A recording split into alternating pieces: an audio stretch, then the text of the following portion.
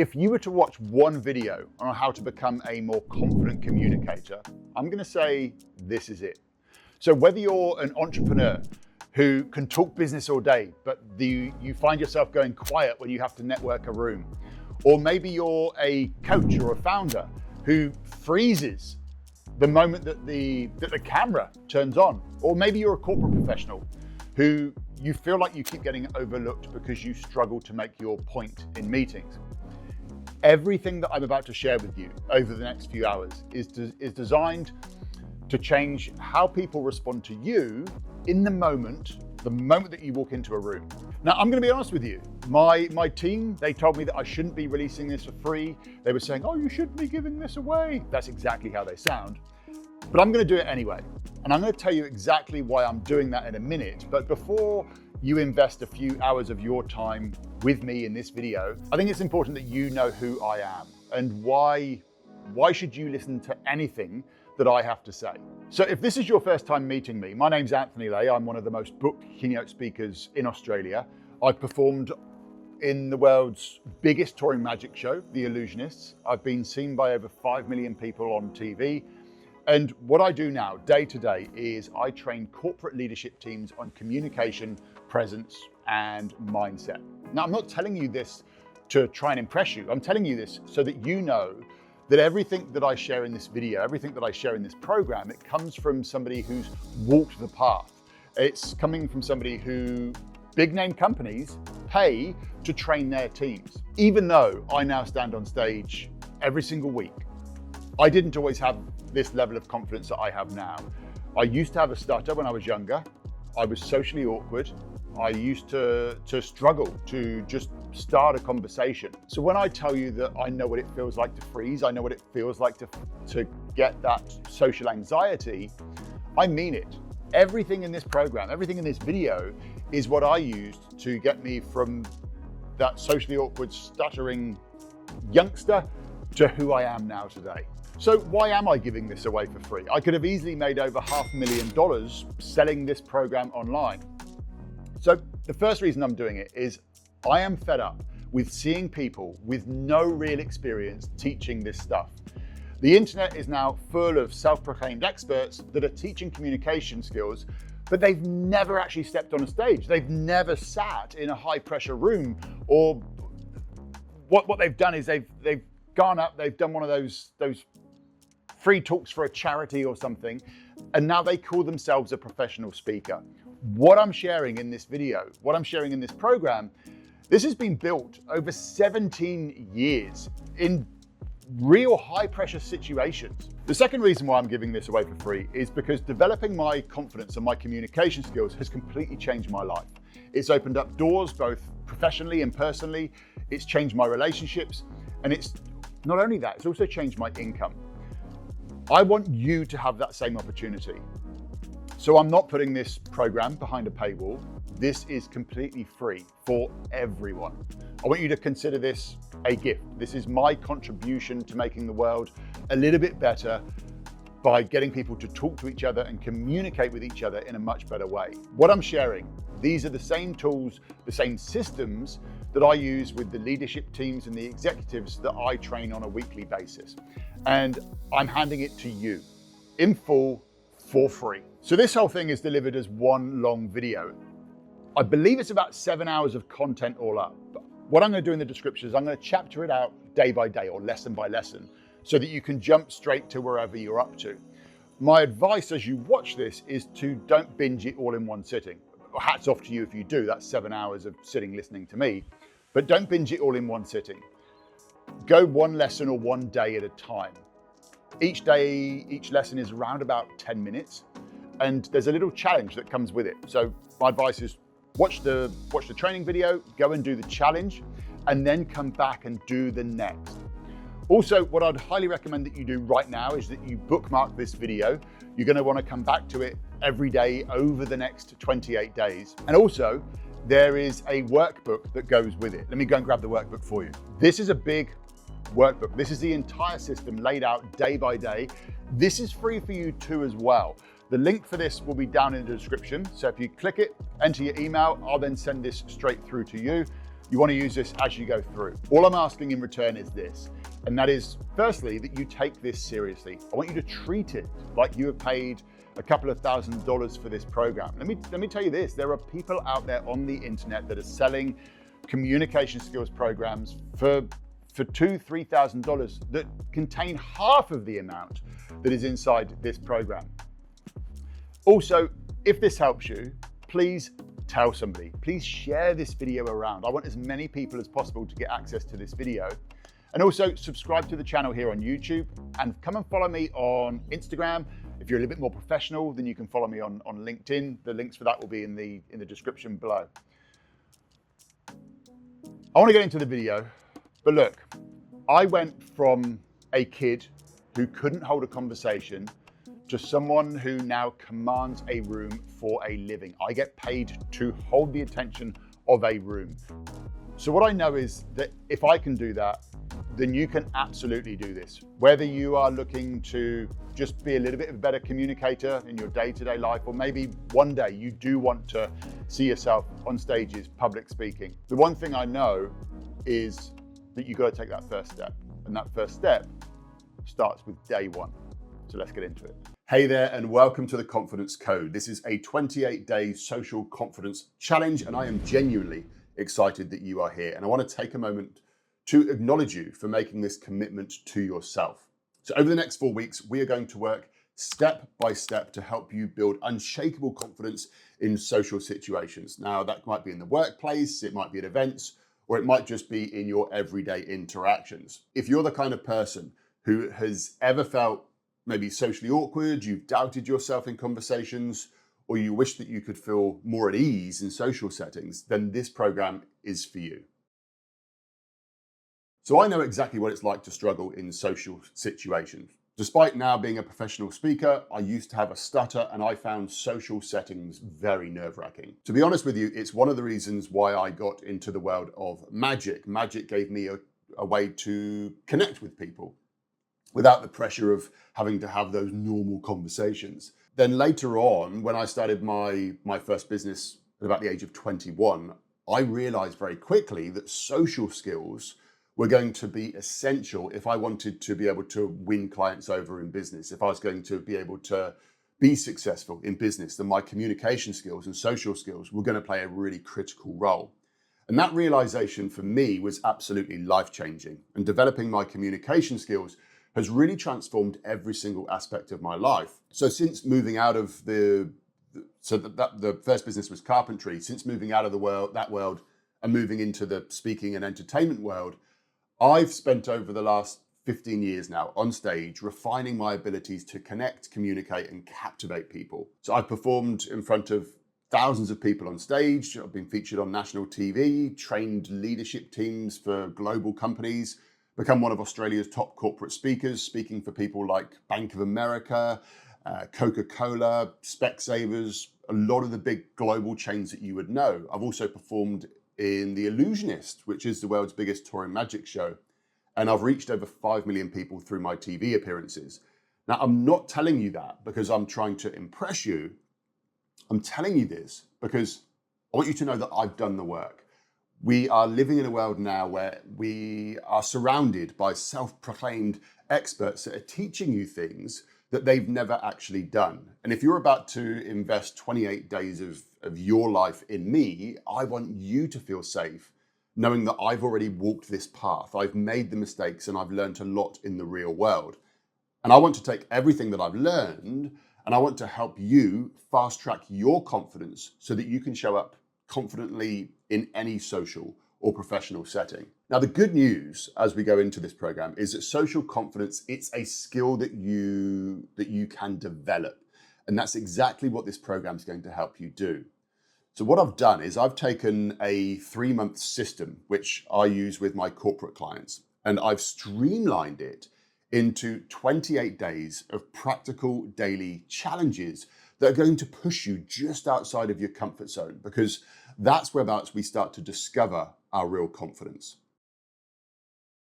So each day you're going to unlock a new video. Each video is going to be short and to the point. I'm going to try to get them to be around about 10 minutes or less. Now, each lesson, it includes a challenge.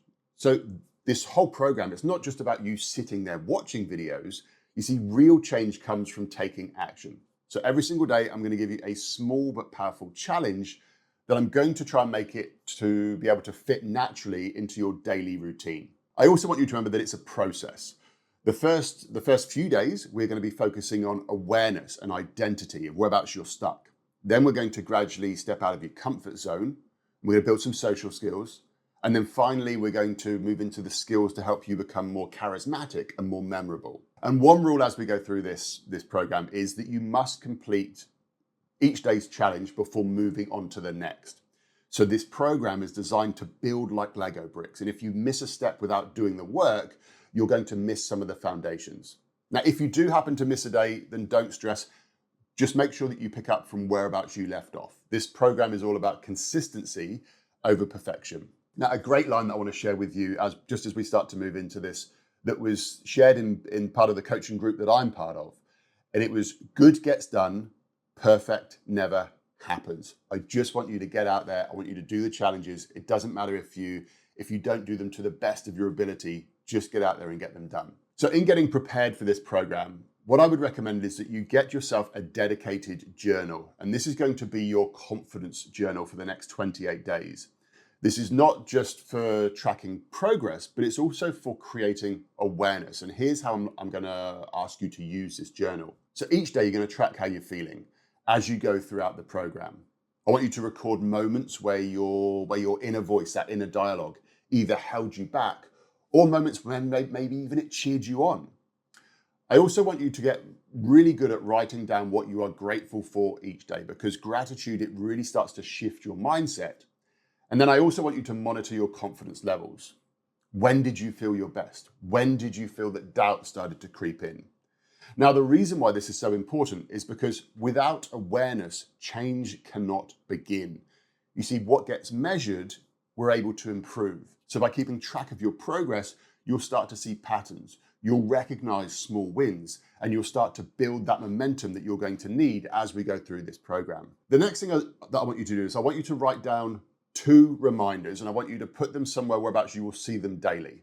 So one thing that I often use is the lock screen on my phone. I'll use that to put little things that I'm trying to bring into, that I want to remind myself of, maybe post-it notes around the room. I want you to use this as awareness. And the first thing that I want you to write down is about awareness. So this is the first thing. Awareness guides the direction of change. So I want you to write that down somewhere so that you see it all the time. I want you to become aware that awareness is what's going to create the change. And then the second thing that I want you to write down is comfort equals confidence. And while I talk about getting into discomfort, ultimately in any situation, the more comfortable we can feel in that situation, the more confidence we're going to be able to display, because we're not going to be displaying tension. So the reason why we're writing down comfort equals confidence is because in any situation, what we're aiming to be able to do is to be able to find a level of comfort within that interaction, because that will then display confidence organically. So I want you to keep these 2 little notes of awareness, somewhere about you can see them, somewhere that you're going to be reminded on a daily basis. In an ideal world, you wouldn't just write these down once or twice. You'd put them in a few different places, maybe somewhere as soon as you wake up on the mirror, in front of your computer, on your phone, maybe in the visor, in your car. But just create this awareness, because this awareness is the powerful thing that's going to create the change. And then I also want you to set a year goal. Before we even start, I want you to write down, what would be the ideal outcome for you in 28 days? And then what is one big goal that you would like to achieve in the next 12 months? Now, why am I asking you to do this? Because as you start to build social confidence, opportunities are going to start to open up. And I want you to start programming your unconscious mind now as to what it needs to start looking for, so that you're going to be in a better place to take action on those big goals when those opportunities arise. So the final thing that I want you to do is to record a video message to yourself. This is a crucial step. Please do not skip this. Don't just think, oh no, I'm going to get into the course. Please make sure that you do this. This is absolutely essential. So below this video, or somewhere around this video, there is going to be a PDF. That PDF is a list of questions. I want you to grab print it out or have it on the screen in front of you. Just sit in front of your phone, landscape, portrait, really doesn't matter. But just put the phone somewhere, and I want you to record yourself, and I want you to speak honestly about how you feel right now about your social confidence based upon the questions that are in that PDF. So you can literally sit there with the PDF, read out the questions, and then answer them in real time. Just film the entire thing. Don't pause it. Don't stop it as you're going through. If you make mistakes, that doesn't matter. If anything, you want to keep the mistakes in there. And I want you to save this video to your phone. Nobody else is going to see it, but you will be looking back at it at the end of 28 days to see your transformation. So once you filmed it, forget about it, but just leave it somewhere in your phone. This program is designed to get you comfortable and confident in social settings. If you are really serious about leveling up even further, I'm going to introduce you to Mind Academy at the end of this program. Now, Mind Academy is my coaching group where we go even deeper into personal growth, into influence, and really mastering communication at a very high level. It's where you go beyond just confidence and you start creating what I like to call a life beyond the ordinary. But for now, we're just going to focus on the 28 days and we're going to start building your foundations first. So as we jump into this first video, I want you to just remember this. This program is only as powerful as the action that you take. Real confidence, it comes from real experiences. So be consistent. Show up every day and do the challenges. Be patient with yourself. Confidence is revealed to you step by step. I also want you to be open. Approach this with a beginner's mindset. Even if you've heard some of these concepts before that I'm going to share, true mastery comes from application and repetition, not just knowing. This is your time. This is your time to step into a more confident, more charismatic, and a more socially capable version of yourself. I'm excited to go. So let's get started. Let's jump into day number 1. Welcome to day 1 of this 28-day journey. You've already taken the first step by committing to this process, and now it's time to start building momentum. Before we get into today's video though, I just want to check. Did you go through the questionnaire and film that video on your phone of yourself answering those questions? If you didn't, please stop this video right now. Do not go any further. It's critical that you have that video so that you can reflect upon it when we get to the end of this program. So if you haven't done that, stop the video, go and do that now. But if you have done it, then let's jump into today's session. So today we are focusing on why social skills matter and how they shape the opportunities that are going to come your way, because they will start coming your way once you start to develop your confidence. So this whole program, it's not just about becoming a better conversationalist, it's about unlocking new doors in your personal and professional life. So let's start with a very simple but powerful truth. Who you are is more important than what you say. Let me repeat that for you because it's important. Who you are is more important than what you say. You see, you can have the best ideas, you can have the best product, you can have the best skills, but if you can't connect and communicate with people, then they're never going to see what it is that you have to offer. So your ability to communicate with confidence, it directly impacts how people perceive you, whether that's in a meeting, whether that's at an event, or whether that's in casual social settings. Social confidence is a skill that you develop. And once you start developing it, everything gets easier, from job interviews to networking, from professional growth to personal relationships. So I want you to think about this. We spend so much time planning our careers, designing our homes, curating our social media profiles, but it's not often that we ever really take the time to design ourselves. Now, this isn't just about writing out a script and planning out what you're going to say in a conversation. It's about how you show up in the world, designing how you are going to show up every single day. So I want you to reflect upon this, or have a bit of a ponder on this. If a stranger was to meet you and talk to you for a few minutes, and let's say that the conversation went well, and then afterwards they went off and they were talking to a friend of theirs. They can't remember your name, but they were going to describe you in 3 words to their friend. What 3 words would you want them to say about you? Would you want them to say that you were confident, engaging, and charismatic? Or do you think that they might end up saying something like that I just met this person, you know, they seemed really unsure of themselves, they're really quiet, really distant, really hard to talk to. You see, to develop confidence, we first need to create awareness, as I've already mentioned. So we need to create awareness of how we want to be seen in the world. So today's challenge is all about designing the best version of you. So your first challenge is all about awareness of you. So grab your journal. There's also going to be some worksheets that go with this as well. So whether you use your journal or the worksheets, it's entirely up to you. But we're going to go through this exercise. The first exercise is I want you to write down 3 words that you would like people to use when they describe you after meeting you. So they can't remember your name, but they're going to use 3 positive words to describe you. So would it be that you're inspiring? Maybe you seemed really intelligent, that really friendly, really kind, maybe inspiring. Whatever those words are for you, write down 3 words that you would want somebody to use to describe you. When you've done that, the second task is to describe how this version of you would look in action. So these 3 words that you've written down, how would this version of you look in action? And I'm going to give you a list now of things that you can think about as you write out this description. The deeper that you go in this, the more you visualize this, the more powerful it's going to be. So this version of you, how would they hold themselves? How would they speak? How would they interact with other people? What would their outlook on the world be? How would this person handle challenges or stress? How would they dress? How would they treat maybe friends, loved ones, people around them, maybe colleagues? How would they use their time? Then who would they spend their time with?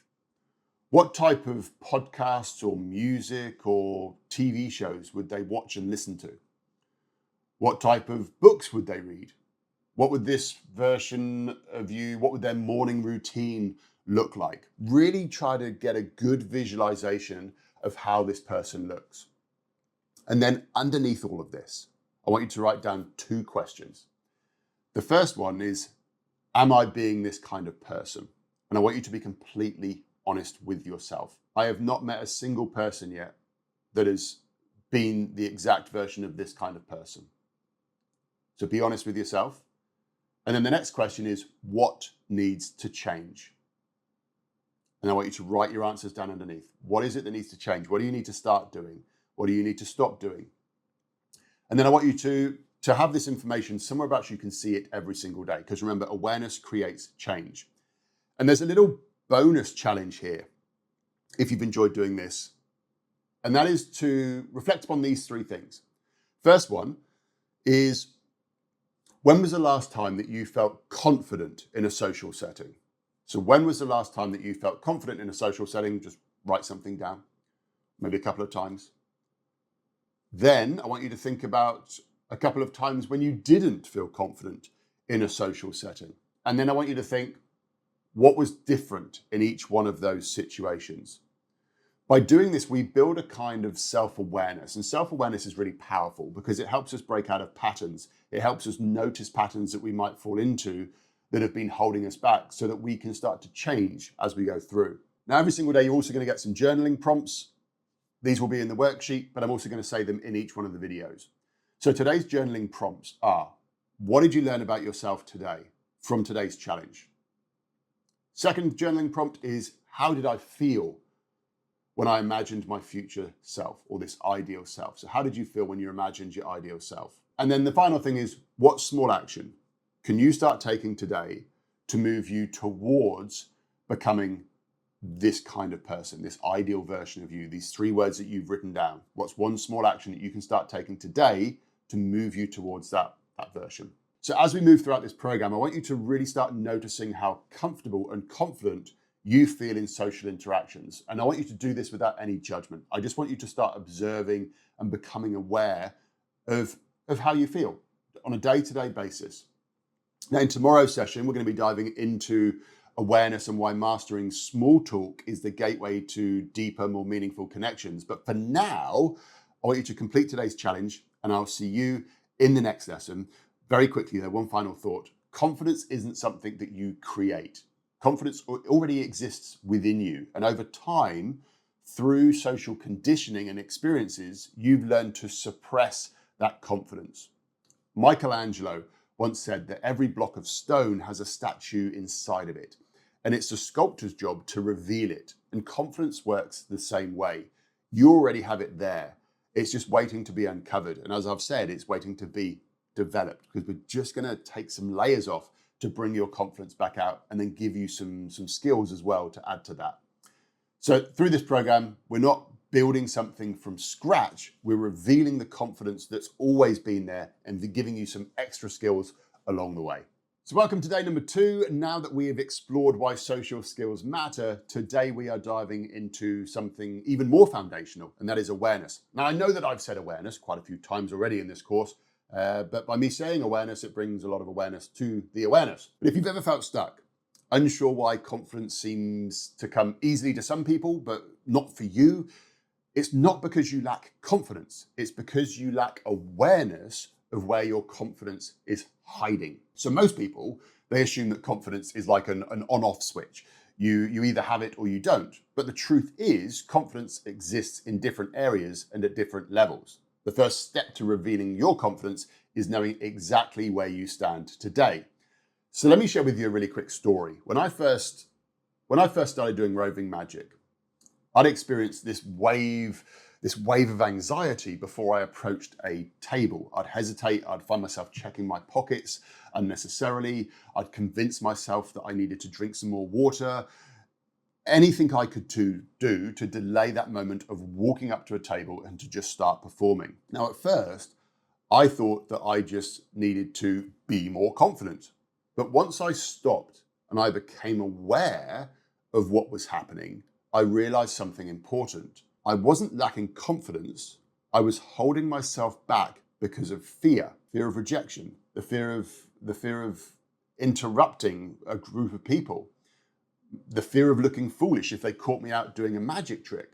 Now, once I identified the cause, I was able to break it down. What exactly was making me hesitate? What was I imagining that would go wrong in this situation?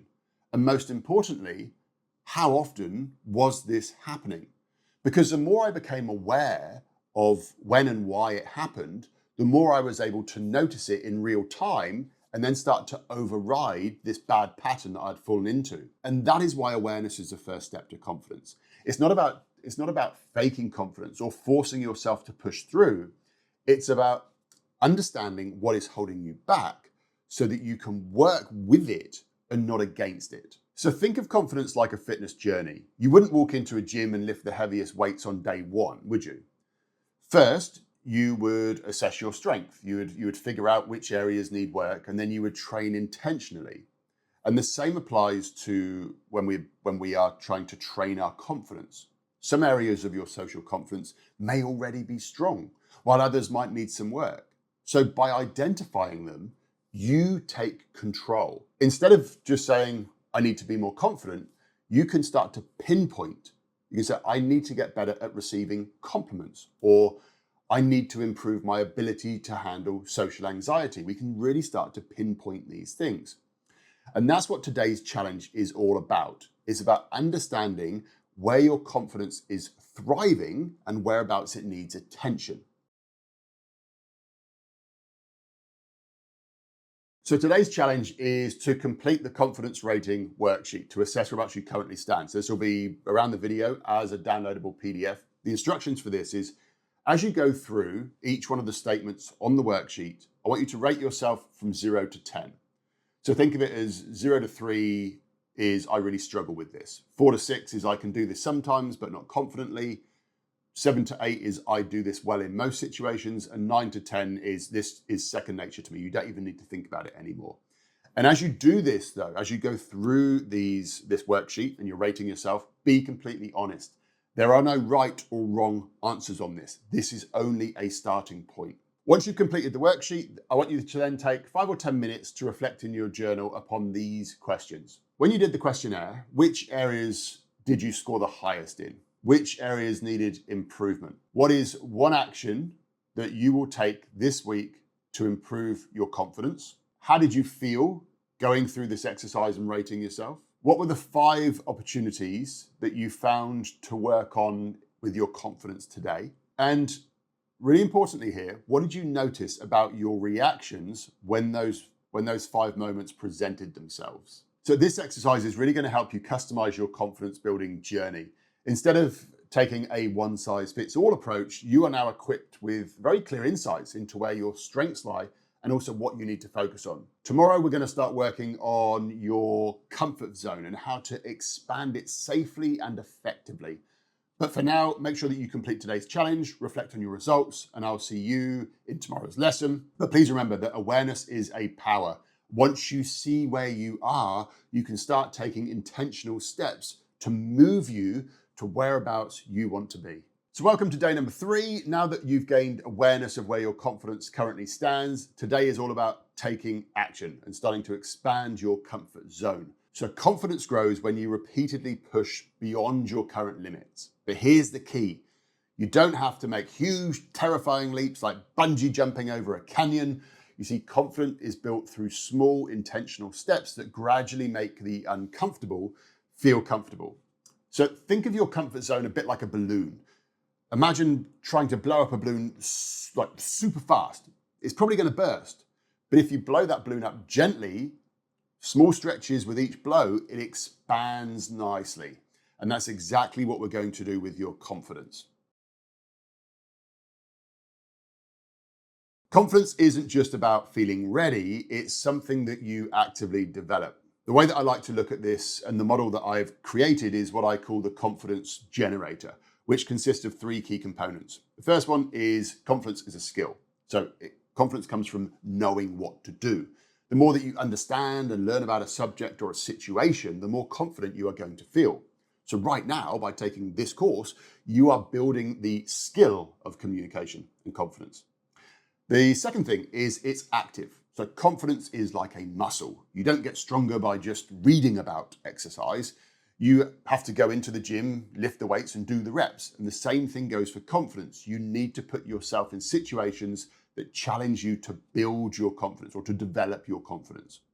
And then the third thing is confidence is also situational based. So confidence is not universal. It depends upon the situation. You might feel absolutely fine speaking one-on-one, but you might find that you freeze in group settings.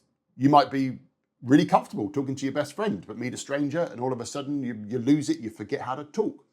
But by recognizing which situations you struggle with, and which ones you're confident in, it allows you to focus on improving specific areas. So today's challenge is going to help you work on all 3 pillars by taking small steps outside of your comfort zone. So your comfort zone is a mental boundary. It's where you feel safe, but it's also whereabouts you stay stagnant. So every time that you step slightly outside of your comfort zone, you are training your brain to handle new situations with less fear. A lot of people, they think that they need to feel confident before they take any action. But the truth is confidence, it follows the action.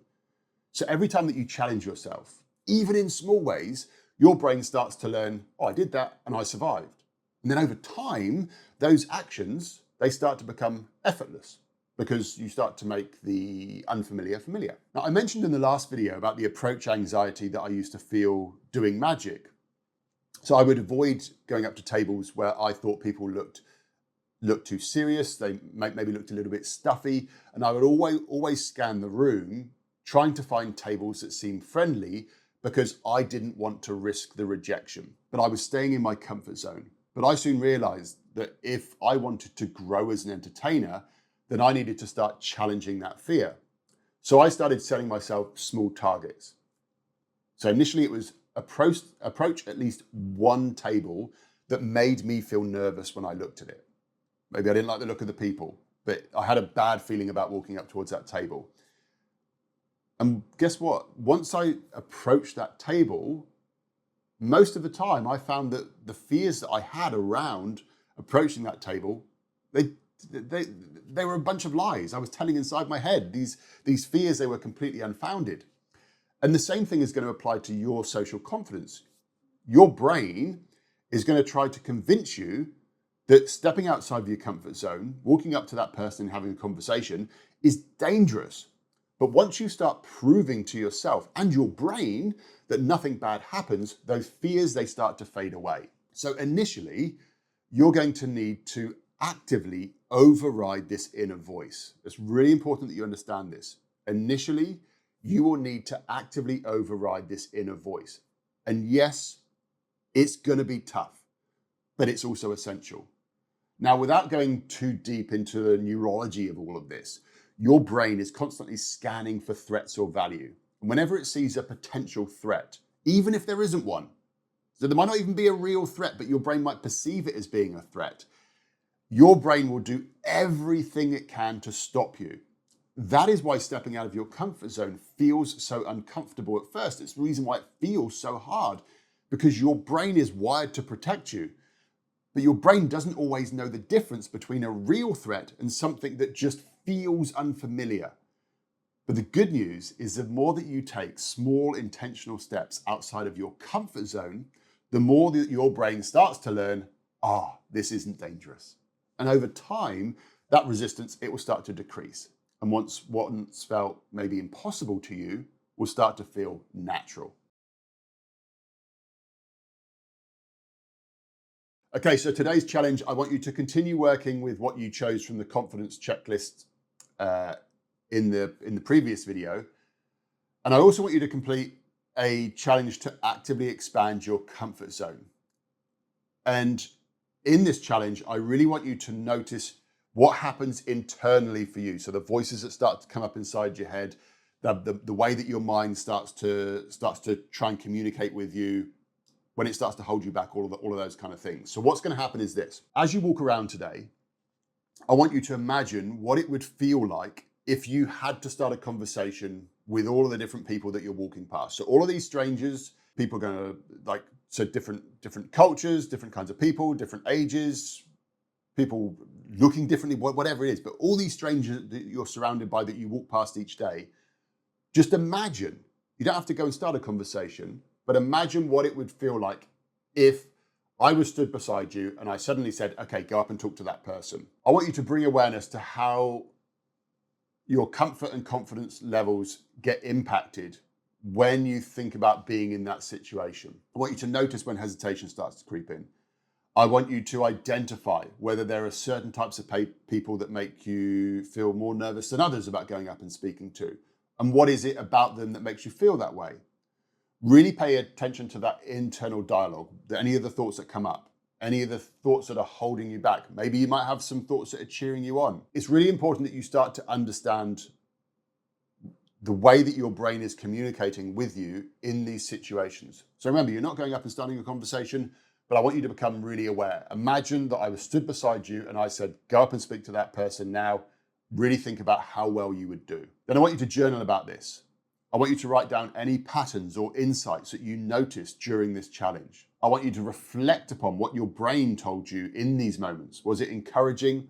Or was it discouraging? I want you to write down any surprises. Were there any moments where you felt more confident than you expected you would have done? Write down what thoughts or fears came up as you imagine starting those conversations. Then write down what is one small step that you can take tomorrow to further expand your comfort zone. What are 3 things that you did that slightly pushed you outside of your comfort zone today?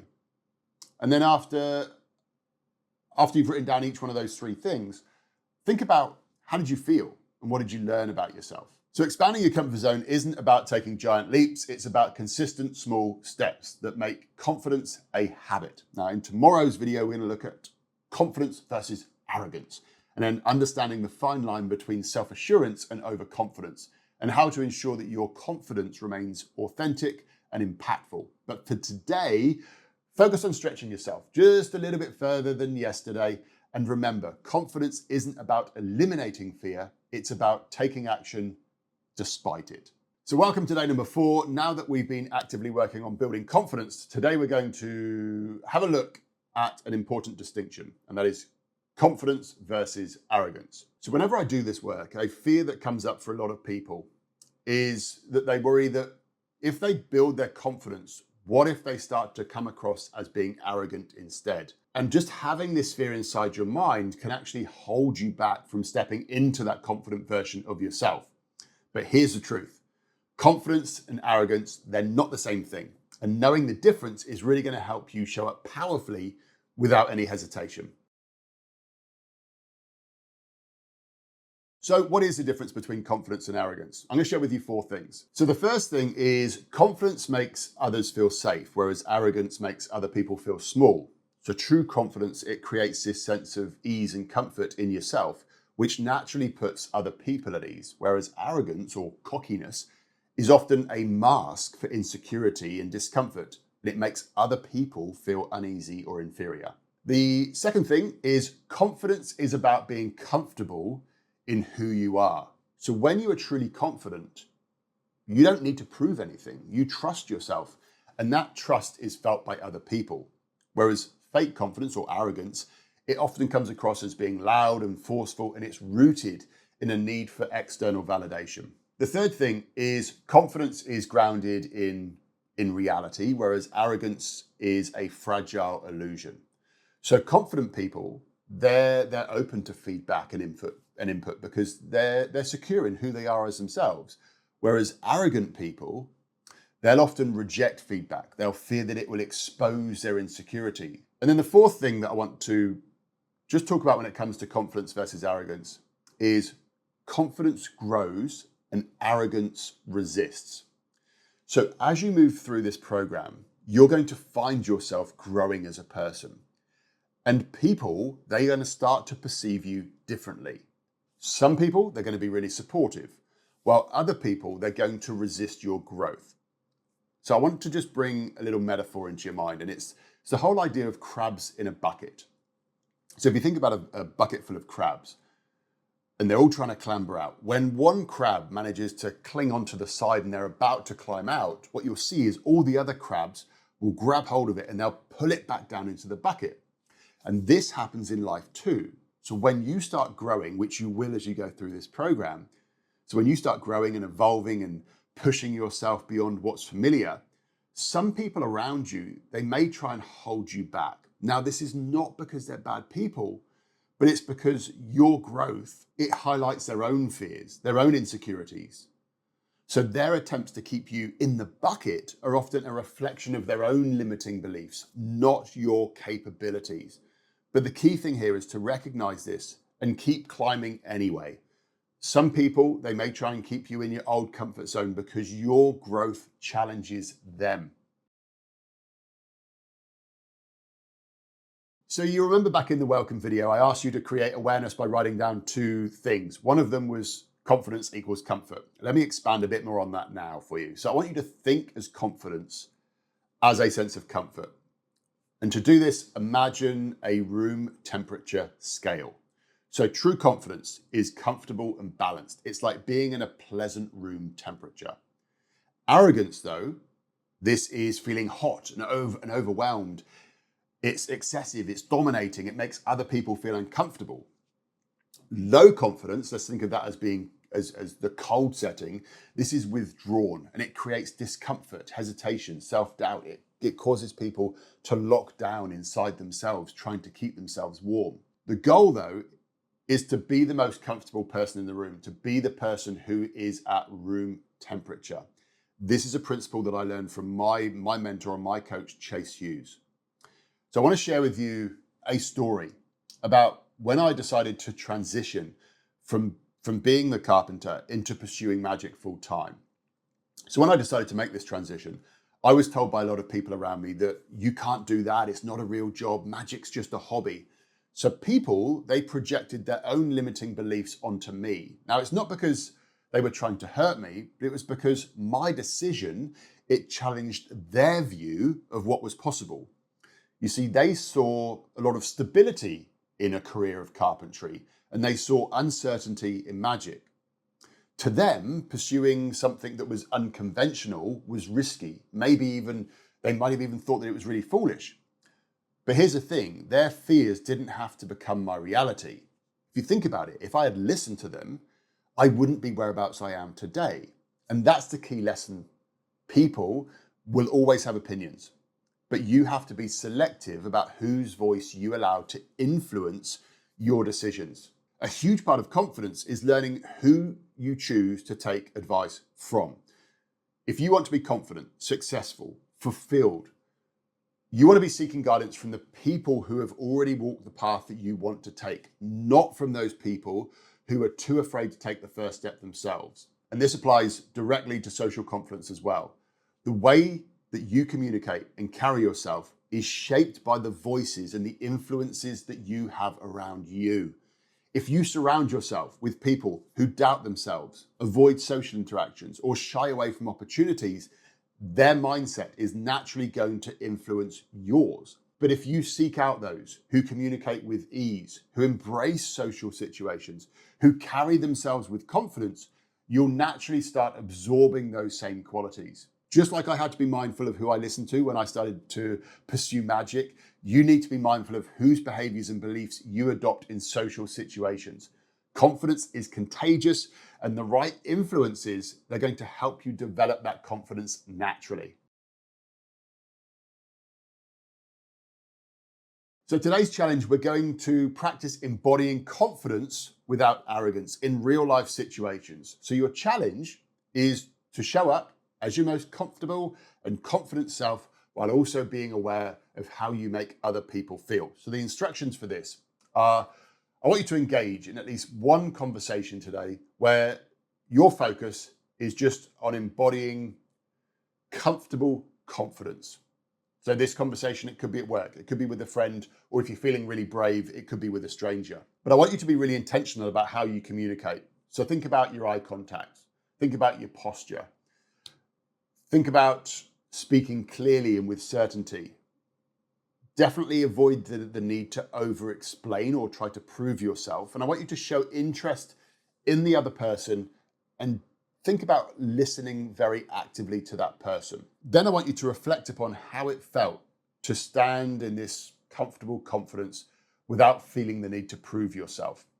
And so these are the journal prompts that I want you to think about. Did you notice any moments where you felt confident in that conversation, and what contributed to that? Then, did you ever feel the need to prove yourself? And if you did, why? Then I want you to think about, how did the other person or the other people respond to you when you embodied that comfortable confidence? Then, did you notice confidence in other people today? And how did that look? So what can you learn from others? Then did you notice or did you encounter any people that were like the crabs in the bucket trying to pull you back down again? And if you did, how did you handle it? And then finally, what can you do tomorrow to continue strengthening your comfortable confidence without slipping back into arrogance? Or not even back into arrogance, but without slipping into arrogance, so trying to overprove yourself. Because remember, confidence is about trusting yourself and allowing others to do the same. You don't need to force it, and you certainly don't need to try and prove it. Simply by showing up with certainty and presence, you naturally create this strong, confident energy. In tomorrow's video, we're going to be diving into how to rewire your confidence so that your actions and behavior build confidence instead of tearing it down. But for today, just focus on stepping into true, grounded, comfortable confidence and notice how the world responds to you. And remember, true confidence is not about being the loudest person in the room. It's about showing up fully and allowing others to do the same. Alrighty, day number 5 already, and today we are going to cover confidence hacks. These are small but powerful techniques that instantly shift how you feel and how other people perceive you. Now, while I'm calling these things hacks, I don't want you to think of them as tricks that you just use when you need confidence. My goal with this is that you make these things habits, something that naturally become part of who you are, not just something that you do in moments of need. Think of it like wearing a pair of jeans. At first, those jeans, they feel stiff, they feel restrictive, but after a bit of stretching and wearing them in, they become comfortable and they fit absolutely perfectly. And confidence works exactly the same way. The more that you practice these habits, the more natural they're going to start to feel. Okay, so I'm going to give you a list now of 10 little confidence hacks or games tasks for you to do. When we get into the challenge, I'll explain them to you. So don't try and remember them all right now. So number one is to play the eyebrow flash game. You see, when you smile and raise your eyebrows at someone, they will usually respond back with exactly the same thing. It's part of how humans connect non-verbally, and we do it naturally. So today, as you walk around, practice raising your eyebrows slightly while making eye contact and give a brief smile. And do this to strangers. Now, if you find this really easy, you can always take it a step further and say hello to somebody, but try it in different settings. So walking past people, maybe do it in a lift, on public transport. Some places you're going to find will feel harder than others, but push yourself slightly outside of your comfort zone with this game and just have some fun with it. The second hack is to expand your posture. So your body sends signals to your brain about how you feel. So if you sit small and hunched over, making yourself physically smaller, you'll feel your confidence starting to drop. So instead, I want you to practice standing and sitting with a confident posture. Now, the key here is to don't make this too forced. I want you to be comfortable doing it, but just think of it as just taking up space, expanding your posture in a comfortable way, but doing it intentionally. So you're very aware that you're doing it. The third hack or little game that you can play is to slow down your movements. Confident people, they move with purpose. They don't rush unnecessarily. So practice walking slightly slower than usual and moving more deliberately. This makes you look and feel more in control. Just a little caveat here, don't move so slow that you become irritating. The fourth thing that you can do is the 1% louder rule. If you are somebody who tends to speak very softly, make it a habit to increase your volume by just 1% in each one of the conversations. And if you find that that's fine, then go a little bit more again, but just 1% each time. This is particularly useful when you are introducing yourself or making a statement, or somebody asks what you do. You'll notice a lot of time, people, their voice will tend to fade, or it'll sound like they're questioning themselves as they're saying something. So just that little 1% louder as you're speaking. Game number 5 is to give more compliments. So confident people, they are good at lifting other people up. They don't focus on themselves. So go out there, make it a habit to genuinely compliment other people. You can compliment on their energy, on maybe it's something that they've achieved or completed, or something that they did really well. The sixth thing, I'm going to need 2 hands for this. The sixth thing is shift your voice and your breathing. So control how you breathe. Deep, controlled breaths, they calm the body and they project confidence. And avoid the upward inflection at the end of a sentence, sounding like you're asking a question when you might be trying to make a statement. So it's a voice thing that people are starting to do when they speak up at the end of a sentence, and it sounds like they're questioning themselves. Make sure that you avoid that. With this, focusing on your breath, also focus on slowing down your speech slightly. So when you rush your speaking, it makes you sound uncertain, especially if you're doing it out of nerves. The 7th thing, I'm almost getting to the point where I can't count, is to use your body language differently. So confident people, they have deliberate movements. They don't fidget nervously. Confident people, they are comfortable using their gestures when they talk. Instead of keeping their hands hidden or stiff, they allow their movements to be more natural, more open, more expressive. So using gestures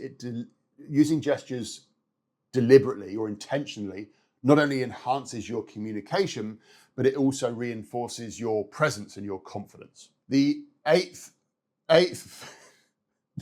thing is cold showers and physical challenges. So doing something uncomfortable every single day, like taking a cold shower, it teaches your brain that discomfort is not a reason to stop.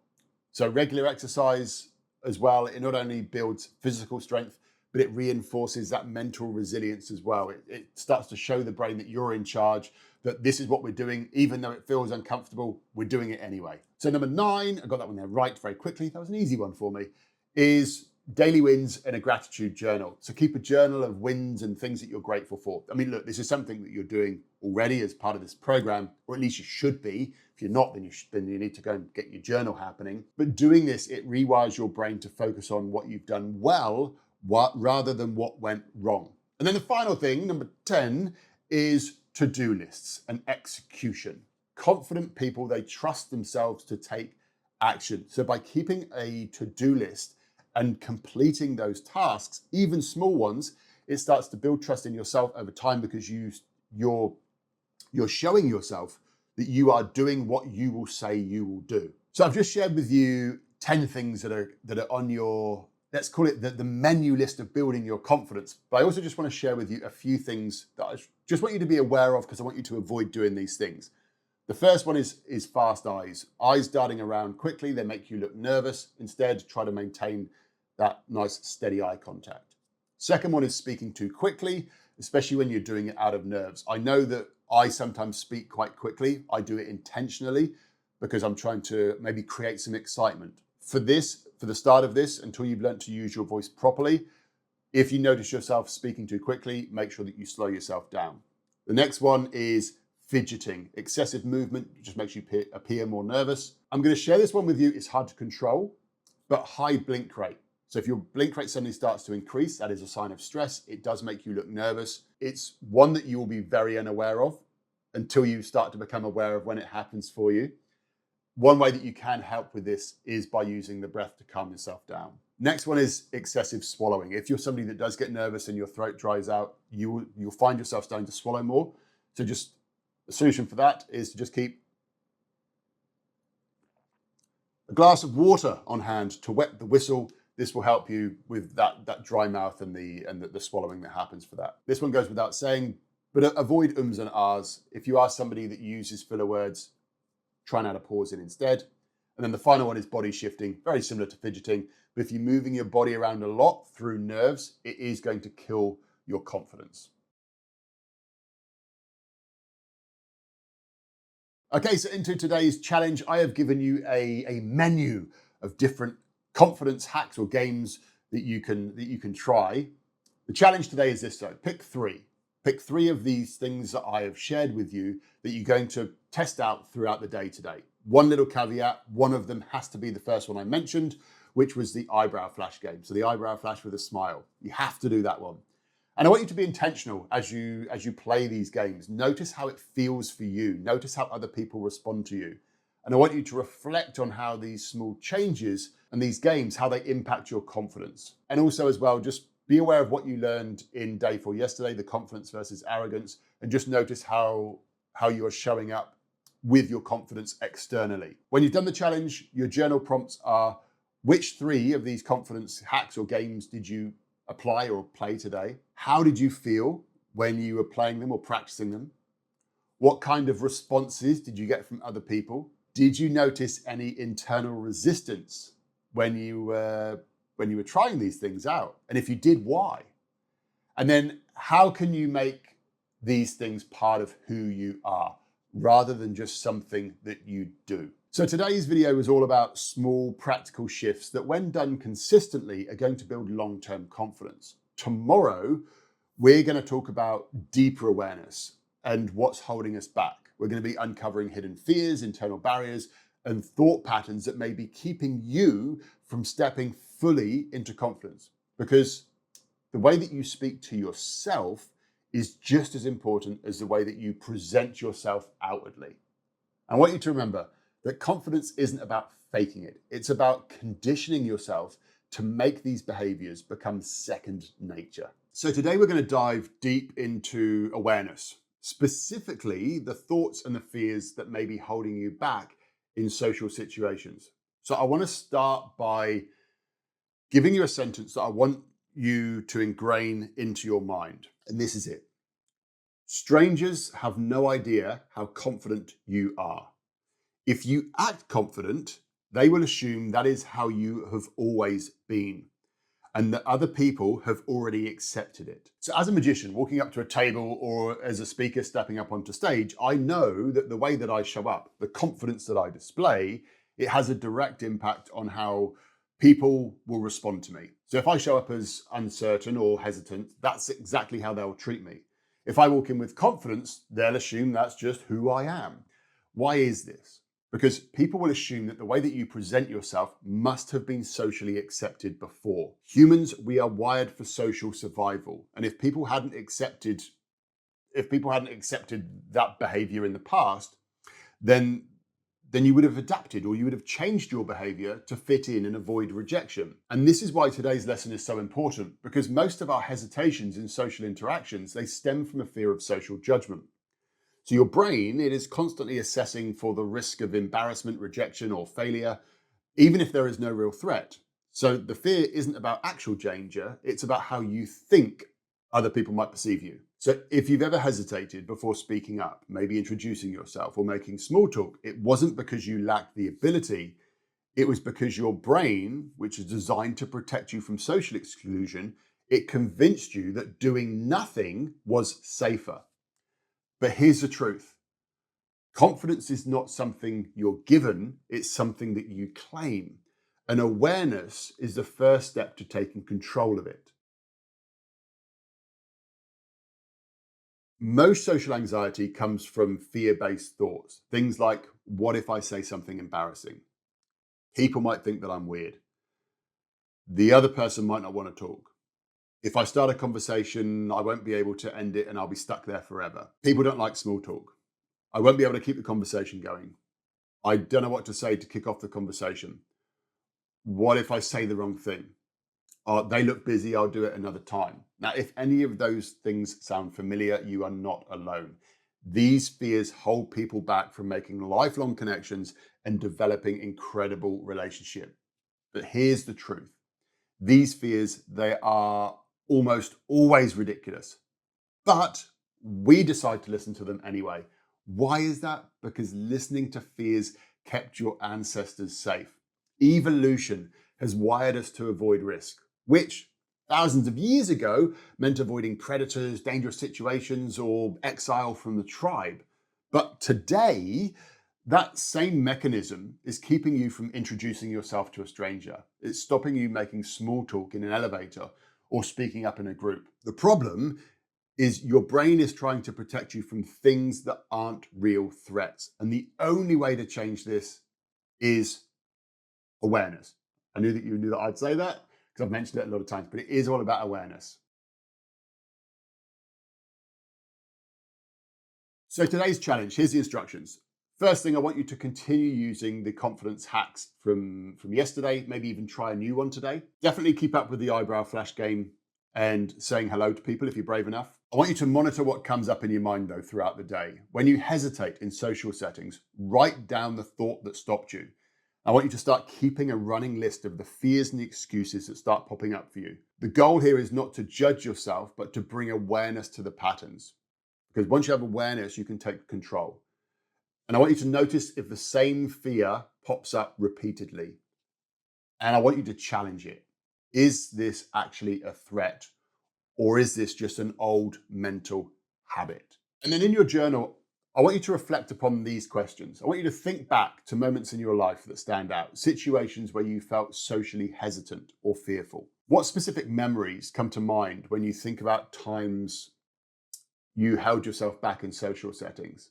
So really take a moment to reflect on whereabouts these fears started, because many of our fears around social interaction, they were formed a long time ago, sometimes from a single awkward moment. Maybe you got a piece of criticism, or maybe even it was a bad experience from childhood.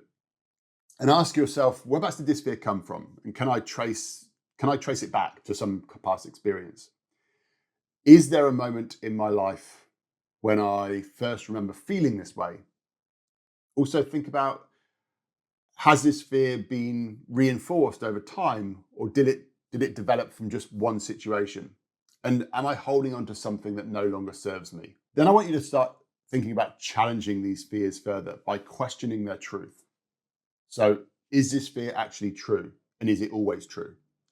What evidence do I have to support or even disprove this fear? If you were to be completely honest with yourself, what's the worst thing that could happen? And when you've decided what the worst thing that can happen is, can you be okay with that? And if so, is there any real reason to fear it? I'm also going to give you some extra journal prompts as well. They'll also be on the worksheet as well. But what are the biggest fears that you have around social interactions? How have these fears influenced your past experiences? What is one social fear that you've overcome in the past, and how did you do it? If you were completely fearless in social situations, how would your life be different? What small step can you take today to change or challenge your comfort zone? So remember, fear-based thoughts, they're not reality. They are just outdated mental habits. And like any habit, it can be changed. In tomorrow's video, we will take this further by explaining your future self and how keeping promises to yourself builds confidence and how to align your actions with the person that you want to become. Because rewiring your mind is the key to long-term confidence. Please remember, train it until you become it. Confidence is developed. It's not gifted. So you've made it through one full week of this journey. Congratulations. Now, so far, we've been working on awareness, understanding how confidence works, noticing what holds you back, and beginning to step outside of the comfort zone. Now, as we move into week 2, we're going to start to get to some of the fun stuff, which is developing the skills that are going to make social confidence effortless. But before we get into that, before we start to move forwards, we do need to talk about one of the most powerful drivers of confidence, and that is keeping promises with yourself. So there's a really big difference between knowledge and skill. Just because you know something, it doesn't mean that you can do it. So confidence, it's not just about learning, it's about applying what you learn and proving to yourself that you can follow through. So right now, after 7 days, you might be thinking, okay, I've got this now, I feel more aware, I've learned about confidence, I know how it works. I'll just keep that in mind and then as I'm moving forwards, and I won't really need to listen to the rest of this program. Here's the thing. Confidence is built by consistent action. This is where most people slip up. They start out strong, but then they stop doing the work because they feel like they've already got it figured out. This is just your survival brain kicking in, trying to keep you inside your comfort bubble. Please be aware of that. The key to long-term confidence is keeping commitments to yourself. Confidence is built through evidence, proving to yourself that you are someone who follows through. So every time that you complete a challenge, step out of your comfort zone, or take action, despite any fear that you might have, you reinforce that you can trust yourself.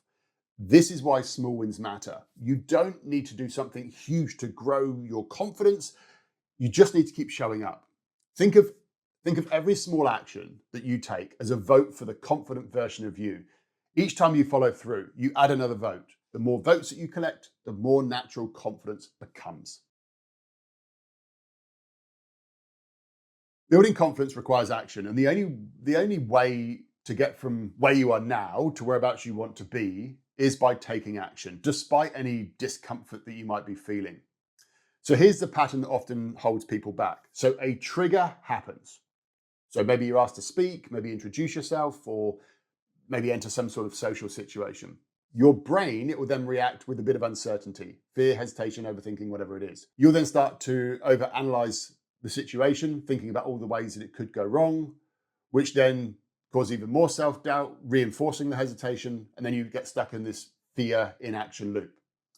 So you have this trigger, there's then a reaction from your brain, you start to overanalyze it, which then causes even more of fear, more hesitation, you start to analyze it even more, you get even more self-doubt, and you end up stuck in this loop going around and around. And we need to break this cycle, and this is where we use the trigger action loop. So instead of letting fear and overthinking take over, we're going to pre-decide upon a new action to take the moment that we feel hesitation. This means that we need to create an action plan when a trigger arises. This is the reason why I've asked you to start to journal down moments whereabouts you feel fear kicking in, because it's these things that we need to identify. We need to know when this fear, when this overthinking is going to kick in. This is the reason why I'd said you've got to do this in building blocks, because you need to have journaled all this. You need to have identified these situations where fear suddenly does hold you back. So let's look at how we implement the trigger action loop. So you've got your personal triggers. So you've created awareness around things that cause hesitation or anxiety. Then you're now going to decide upon a small action that you will take immediately when that trigger happens. And this ideally needs to be something physiological, so a movement. So you change the way that you are moving your body. And then I want you to commit to the action in advance. Now, the reason why we're doing this is because if we don't decide in advance, when those moments occur, our brain will take over and hold us back. But if we know the action that we're going to take, we've already pre-decided, it makes it easier to implement it. So let me just give you a couple of examples of these triggers in action. Maybe you find that whenever you walk into a room, you find yourself overthinking, getting a little bit anxious. So you decide ahead of time that, do you know what, before I walk into the room, I'm going to take a deep breath in, stand tall, and make eye contact with one person and walk forwards. Maybe you're finding maybe you find it hard to make eye contact with people in the street. It creates this anxiety in your head. Then think about doing the eyebrow flash game.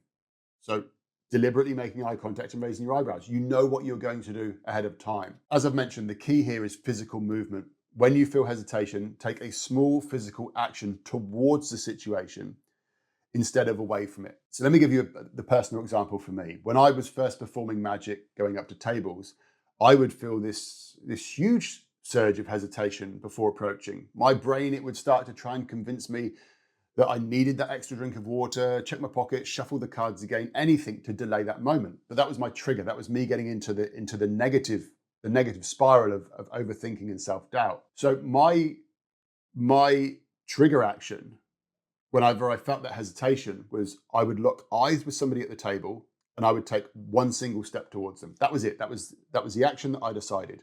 So make eye contact with one person on the table, take one step towards them. That one small movement, it broke the loop of the overthinking and it forced me to move forwards. And once you've gone past that point, you're then into this new situation. You're doing something different. You've taken over that brain holding you back. You can use that exact same principle to any social hesitation. Just move towards and not away. Now, I consider myself a pretty disciplined person. But even with my level of self-discipline, I've had people around me to push me, to keep me stepping outside of my comfort zone, whether that's coaches or mentors or just the right social circle around me, but they've all kept me in check. And I tell you this because even the most disciplined people that think that they don't need, like, I will do exactly as I say, they will still need people around them for that external accountability to make sure that they're not slipping back into old habits. And that's why keeping promises with yourself matters. Confidence isn't just about the big moments. It's about proving to yourself every single day that you are somebody who follows through. So make sure that you have got somebody who is pushing you forwards, who has got your back. So today's challenge is I want you to identify between 3 or 5 specific situations that would normally trigger some social discomfort for you. These should be real world scenarios or moments where you feel hesitation or anxiety. Then I want you to decide upon an action that you will take immediately when you experience this trigger. But remember, this should be small, intentional, and moving forwards. I want you to write down all of the triggers and then your pre-decided actions in your journal or on the worksheet. And then I want you to choose at least one of these that you are going to take action upon today. And when you've done that, I want you to reflect upon what happened and how you felt afterwards. You probably will feel a massive adrenaline rush. You might even be a little bit shaky afterwards, but I want you to just get used to that stepping into it, taking a different action so that you start to reprogram the brain that you are now in control, that you are going to start that you're going to start doing things differently. So to help you with this, I want to just give you a few more examples of triggers and actions. So let's say that the trigger is feeling hesitant about making a difficult phone call. So the action could be dial the number and start talking before overthinking. Let's say the trigger is seeing a stranger in public but hesitating to engage. So the action could be make eye contact, flash your eyebrows. Maybe the trigger is wanting to share an opinion in a group. This one comes up a lot, actually. Wanting to share an opinion in a group, but you feel nervous about doing it. So the action could be take a deep breath, remind yourself that your voice matters, and raise your hand. Bring your hand as if you're about to speak up. Another trigger could be that you avoid posting a video of yourself online. So the action could be that you record a new post within 5 minutes before the overthinking starts to kick in. So here are the journal prompts for today. First one is, what 5 actions, what triggers did you identify and work on today? Which one did you specifically take action on? How did it feel before, during, and after Did you notice that your brain trying to talk you out of it? And when you did, how did you overcome that? And then also, what will you do tomorrow to keep your momentum going so that you keep stepping into this trigger action loop? So this is where we separate those who grow their confidence from those who don't. The people who truly transform their confidence, they don't just learn, they apply. Your challenge now is to keep showing up for yourself. Confidence is a skill, and skills are developed through practice. Now, tomorrow marks the start of week number 2, where we shift from working on yourself to learning powerful conversational techniques. Now, in my coaching program, we spend several weeks working on self-discovery because this is such an essential part of lasting confidence. Over the past week, we have only just scratched the surface, but you've already started laying the groundwork for real change. To really help you deepen this work, I'm going to be sharing with you a bonus video that goes deeper into limiting beliefs. Now, while it's not an essential part of this 4-week program, I do highly recommend that you give it a watch, as it's going to give you much more insight into the mental barriers that hold people back and how to overcome them. But before we get into tomorrow's video, please remember the most confident people are the ones who consistently keep promises to themselves. So we're into week number 2. You spent the last week working on your confidence, building awareness, pushing yourself out of your comfort zone. Now we're going to shift into the practical techniques that will make conversations effortless and engaging. So today we're going to dive into one of the most valuable skills that you can master, and that is starting conversations with ease. Now, whether that's at a networking event, a social gathering, or just a casual chat at a coffee shop, the ability to start conversations confidently will open doors and create opportunities that you never imagined. I just want to highlight this. This is not about memorizing scripts. It's about using a simple 3-step framework that will allow you to confidently connect with anybody, anywhere.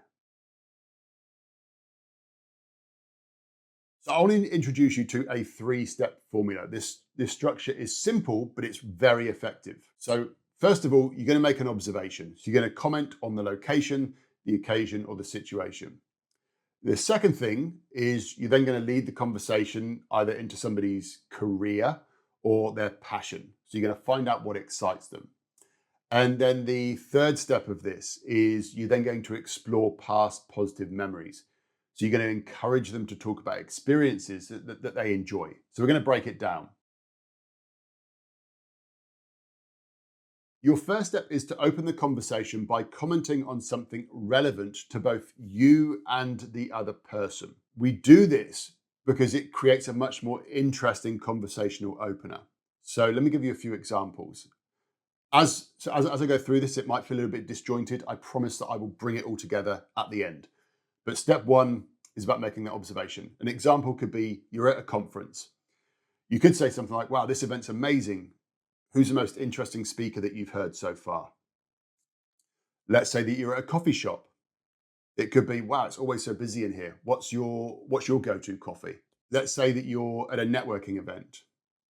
You could say something like, cool, these events can be really overwhelming. Have you met anybody interesting so far? So the goal here with this opener is to avoid the dull, boring, small talk. And we want to start with something that feels natural and engaging. Here's the thing, you might use an opener, the conversation just flows from there, and that's fantastic. You don't even need to move into step 2. But I'm going to give you all 3 steps just so that you've got a full formula to keep a conversation going for a very long period of time. So let's move into step number 2. So we're going to assume that the conversation hasn't naturally gone off on its own direction from your opener and it needs a bit of a nudge. So we're going to shift the conversation towards their career or their passion. So rather than the standard, oh, what do you do for a living? We're going to use lines that are going to be something like, what exciting projects are you working on at the moment? Or outside of work, what's something that you love doing? And a follow-up question to both of these could be, and how did you get into that? So the goal here in step 2 is to get them talking about something that they enjoy. So if they seem uninterested by their work, then you want to flip the conversation towards their hobbies and their passions instead. So if the conversation still hasn't taken its own momentum, then we're going to lead the conversation towards past positive memories or experiences. So we're going to be saying things like, did you always want to do this kind of work? Or what's one of your favorite memories from doing that? Or is this something that you've been doing for a long time? So people, they love to talk about moments that made them feel happy. And encouraging this will naturally make them feel good about talking to you because they're talking about positive things. So I know that this might have sounded really disjointed because I've given it to you in 3 steps. So I'm now going to give you some examples of these conversations in action.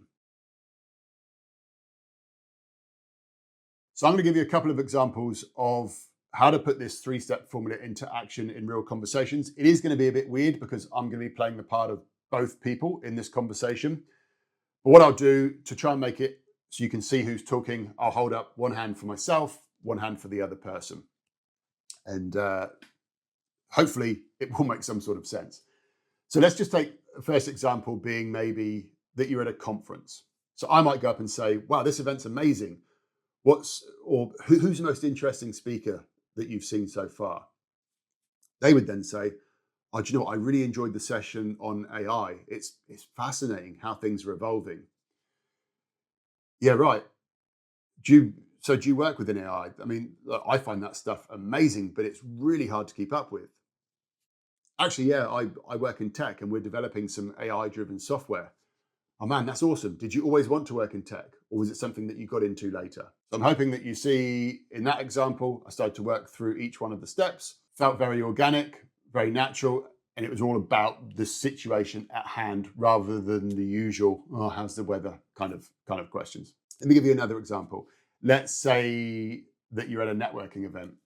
So again, me. Well, these events can be really overwhelming. Have you met anybody interesting so far? Well, yeah, I've had some really good chats. In fact, I just spoke with a marketing consultant who had some really good insights actually. Oh, that's amazing. So are you in marketing as well?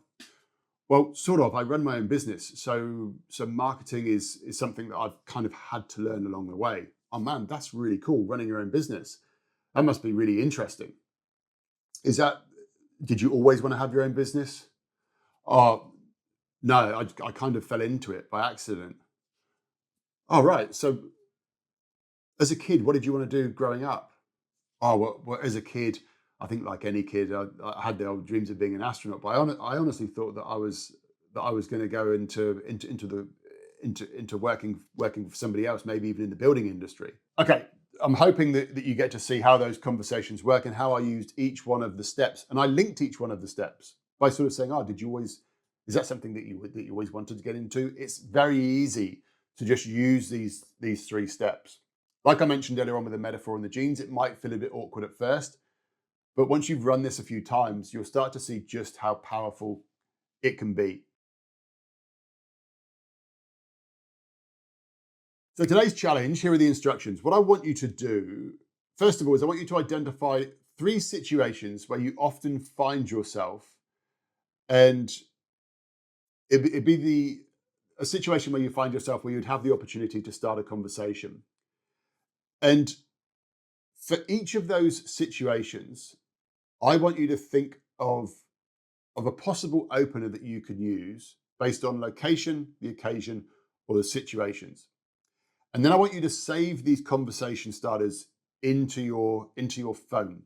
Now, the reason why you put it in your phone is because you've got your phone on you at all times, so you can just go into your notes function and quickly look at them. So you're not having to worry about memorizing these so much because you can give yourself a quick reminder. Then, and this is where it's going to get interesting, I want you to start at least 3 conversations today using the opener. And I want you to notice if you hesitate, and if you do, I want you to push through it.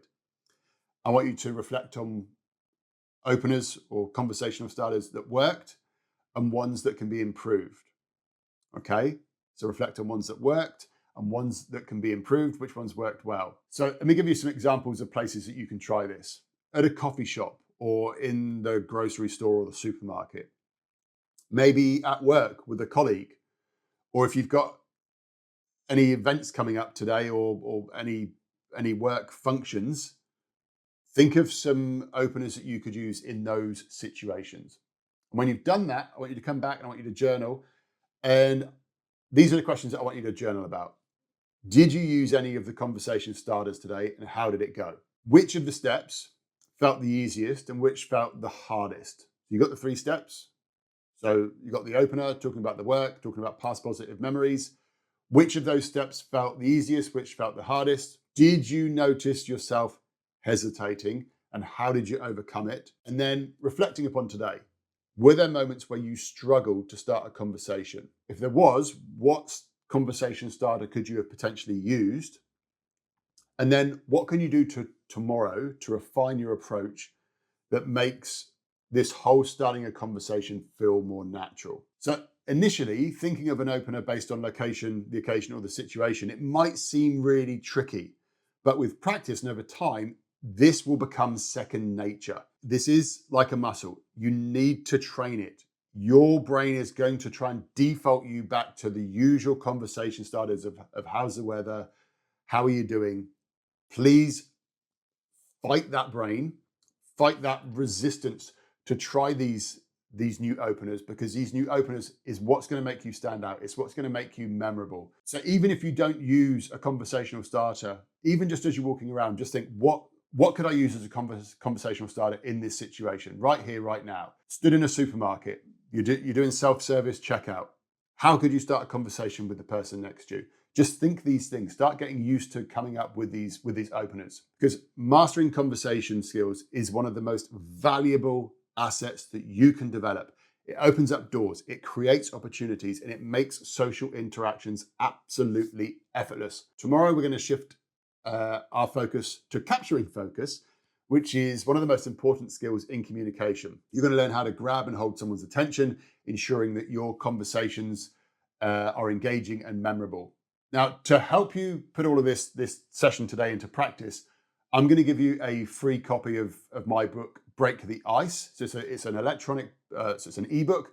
It's going to be as a download available either below this video or beside it, wherever. This is going to give you more examples of conversational starters and how the conversations flow. And it's going to give you insights into starting conversations confidently. So make sure that you download it. It is a quick read. Refer to it whenever you need a refresher. But please remember, every great connection starts with a simple conversation. So go out there and start one today. So you probably experienced this before. You're in the middle of a conversation and then suddenly your attention, it shifts. Maybe somebody calls out your name, a loud noise interrupts, or maybe you hear something unexpected that makes you suddenly turn your head. That is the power of focus and attention. In today's little session, we're going to be diving into the essential ingredient of any great conversation, and that is capturing and holding attention. If you can't grab somebody's attention, it doesn't matter how good your conversation skills are, the person is not going to be listening. So our brains are designed to scan for new, unusual, or important information. Something unexpected, it can break someone's mental autopilot and instantly make them pay attention. As a speaker on stage, I use mentalism to quickly capture people's attention. Now, when coupled with confident body language and a strong vocal presence, it becomes incredibly powerful. And the same applies in everyday conversations. How you present yourself in the first few moments of an interaction, they set the stage for the entire engagement. For example, imagine that you're in a crowded bar having a normal conversation, and suddenly, from across the room, a loud argument breaks out. Instantly, your focus is pulled towards that situation. Why is that? Because your brain, it perceives it as important, different, or potentially dangerous. So what is it that naturally captures our focus? So there's a few things. First one is noises, sudden sounds, changes in volume, or interruptions.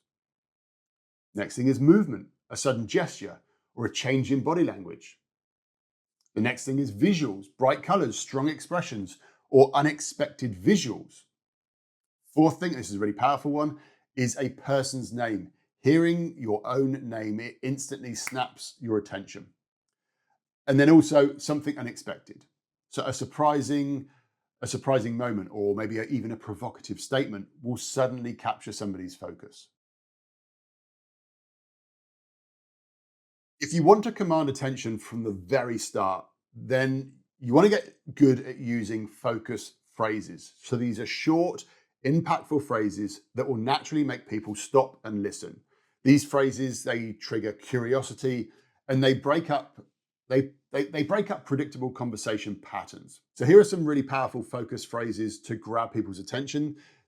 What these do is they open loops in the listener's mind, triggering curiosity and drawing them into the conversation. So as I say these as well, just think of sort of what's sort of happening inside your head. So here's the first one. And with each one of these, I'm going to leave a little pause at the end. So the first one is, let me ask you this. And guess what? The secret to, so here's the thing. You won't believe what just happened. Let me tell you a quick story.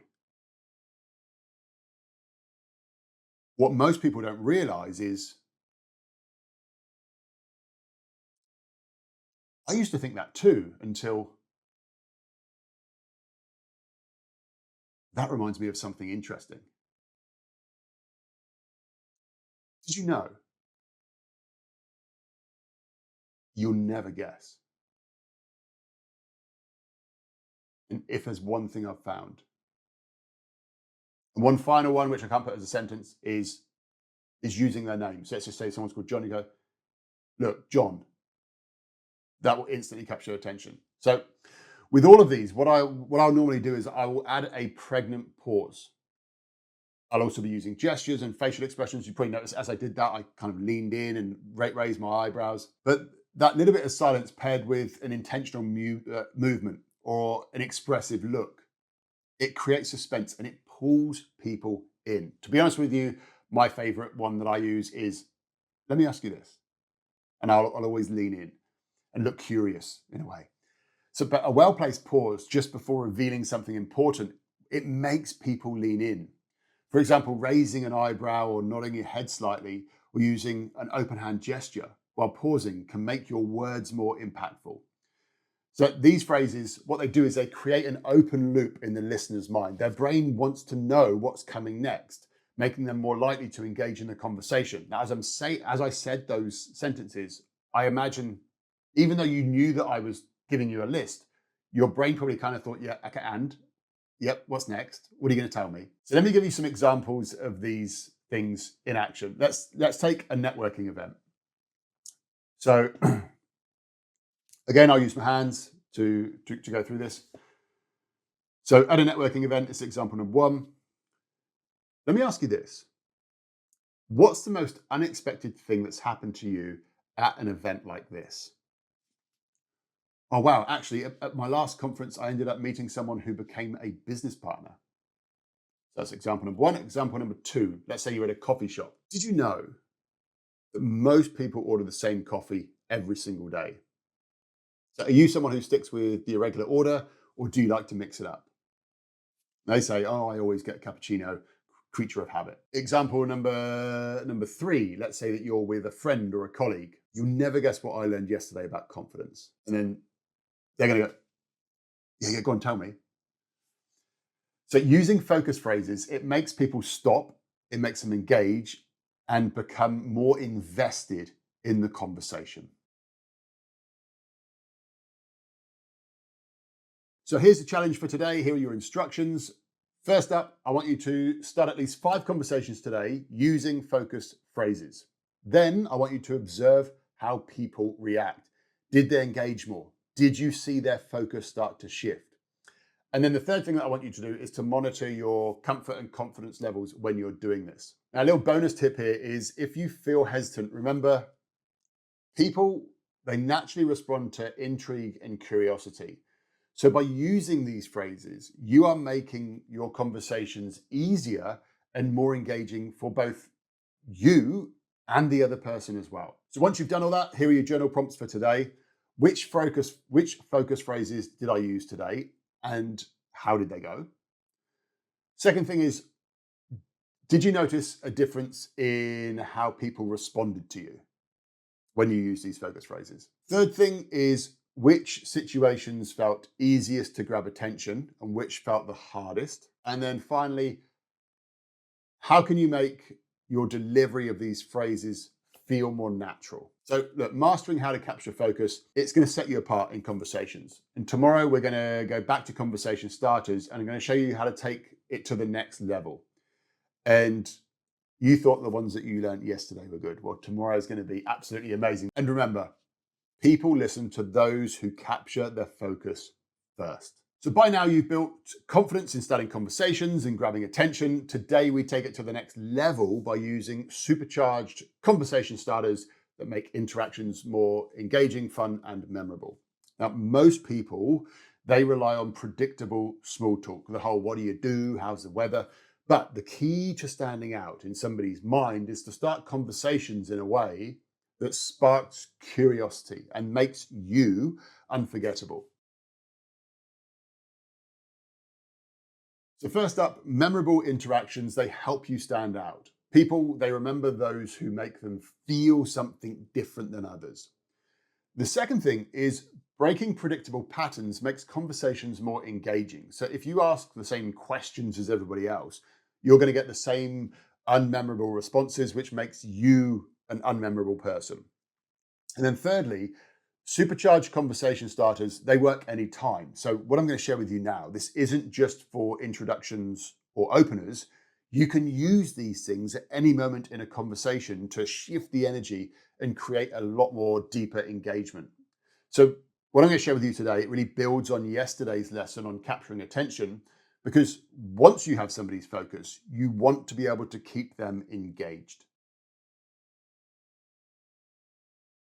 So I'm going to share with you two simple but powerful ways to open up fresh, engaging conversations without feeling like you're forcing it. Or you can use these to inject into a conversation a bit of excitement, keep things going, keep things interesting. So the first one is called the radio technique. So this is an effortless way to introduce an interesting topic into a conversation naturally. So I'm going to share with you a sentence that's going to be the formula for it, and then I'll give you an example afterwards so that it all makes sense. So it goes like this. So I heard this thing on the radio, or you can say podcast as well. So I'll switch between radio and podcast. So I heard this thing on a radio podcast the other day where they were asking people to, and then you're going to insert something that's interesting or intriguing. And after they say, what do you think? So let me give you an example here of this in action, because that probably sounded a little bit disjointed. So here's an example. Do you know what? I heard on a podcast today, they were asking people, if you could instantly master any skill overnight, what would it be? And some of the answers that they were getting were really interesting. I'm really intrigued. What would yours be? So this works because it feels natural. You're not forcing a conversation. You are sharing something that you found interesting, and you're introducing this topic by saying that you heard it on a radio or on a podcast. So it takes any onus off of you. So you can literally bring anything interesting into a conversation using this radio technique. The second technique I'm going to share with you is the I'm playing a game technique. So this is probably a little bit more playful, this one, but this technique is really, really fantastic at networking events or social gatherings where you want to create this playful, interactive moment. So I'll give you the sentence formula, and then I'll give you an example. So you go to somebody and you say, I'm playing a game with a friend or a colleague where we're guessing people's hobbies based upon the vibe that we get off of them. And the loser buys lunch or a drink or whatever it is. Can I take a guess at yours? So that was the formula for it. Let me now give you an example. So you walk up to you say, or you're in a conversation with somebody and you say, look, I'm playing a game with a friend where we're guessing people's hobbies based upon a little bit of information that we've got off of them in the few seconds that we're talking to them. And if I can't guess it, then I have to buy you a drink. Can I take a guess at yours? So they go, yeah, cool. All right, let me guess.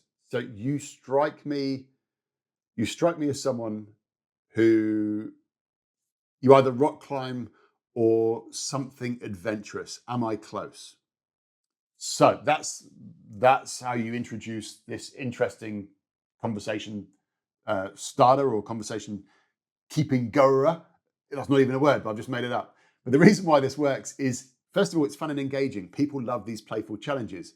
Secondly, it kind of feels a bit spontaneous. It's not your typical conversation opener or thing that you would say during a conversation. And also, it allows for a follow-up conversation. So even if you're wrong, you're guaranteed to get them talking. Now, you can use this as an opener as well.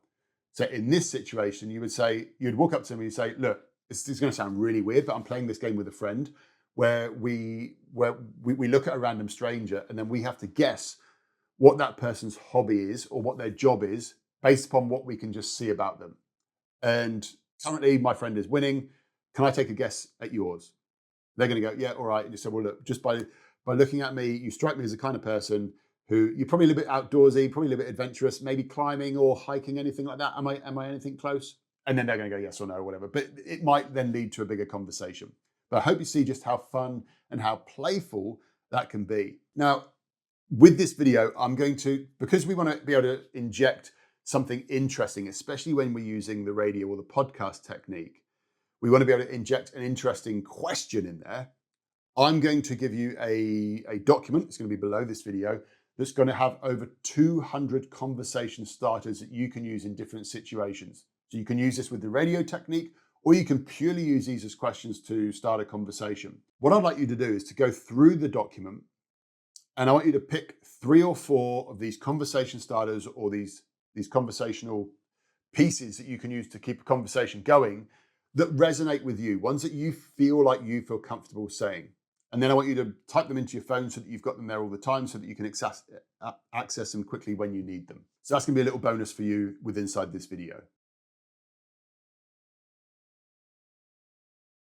So today's challenge, here are the instructions. First of all, I want you to use at least 5 unique conversation starters today. So 5 unique conversation starters today.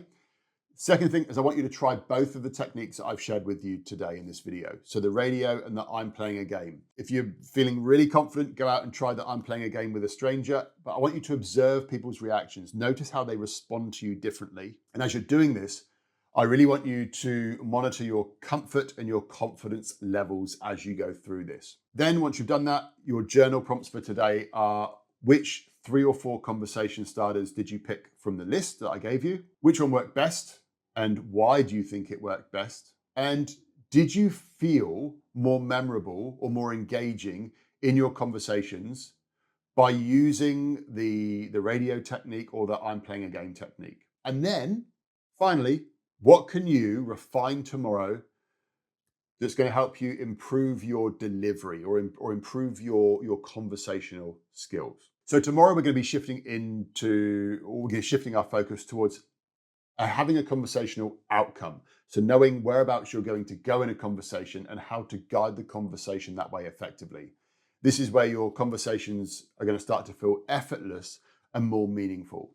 So go out today and use those techniques to create some really memorable moments. Have you ever walked away from a conversation and thought, well, that didn't go how I wanted it to? Most people enter conversations without any idea of what they want to get out of it, what they want the result to be. They either find themselves going around in circles, or they end up hitting these awkward dead ends in the conversations, or they miss opportunities to create meaningful connections. So today we're going to focus on how to be intentional with your conversations, not in a robotic way, but in a way that helps you steer conversations with purpose while keeping them engaging and natural. When I'm on stage and I'm performing a mentalism effect, I always know the direction in which I'm heading and the outcome that I want to create. Now, while the interactions that I have with the audience, they feel natural and spontaneous, I have a clear structure in mind. Now, I do stay flexible so that I can react organically to the audience's responses, but when needed, I can subtly pull everything back on track. And the same applies in everyday conversations. Having a loose plan, it doesn't mean forcing an interaction. It means knowing where you want to take it while allowing room for the natural flow of the conversation. So this gives you ability to guide conversations confidently rather than leaving them up to chance. So by having an outcome, first of all, it gives your conversations direction. So instead of wandering aimlessly, you know where you want the conversation to go. Next up, It helps you avoid those awkward moments. So there's no more struggling for what to say next because you've got a structure. Also, it creates stronger connections. So when you know what you're looking to get out of a conversation, you naturally communicate more effectively. And then also it helps in business and social settings. So whether it's networking, making new friends, or deepening existing relationships, having an outcome in mind, it makes those interactions much more impactful. Before you start a conversation, think about what you want to achieve. Your outcome, it might fit into one of these categories.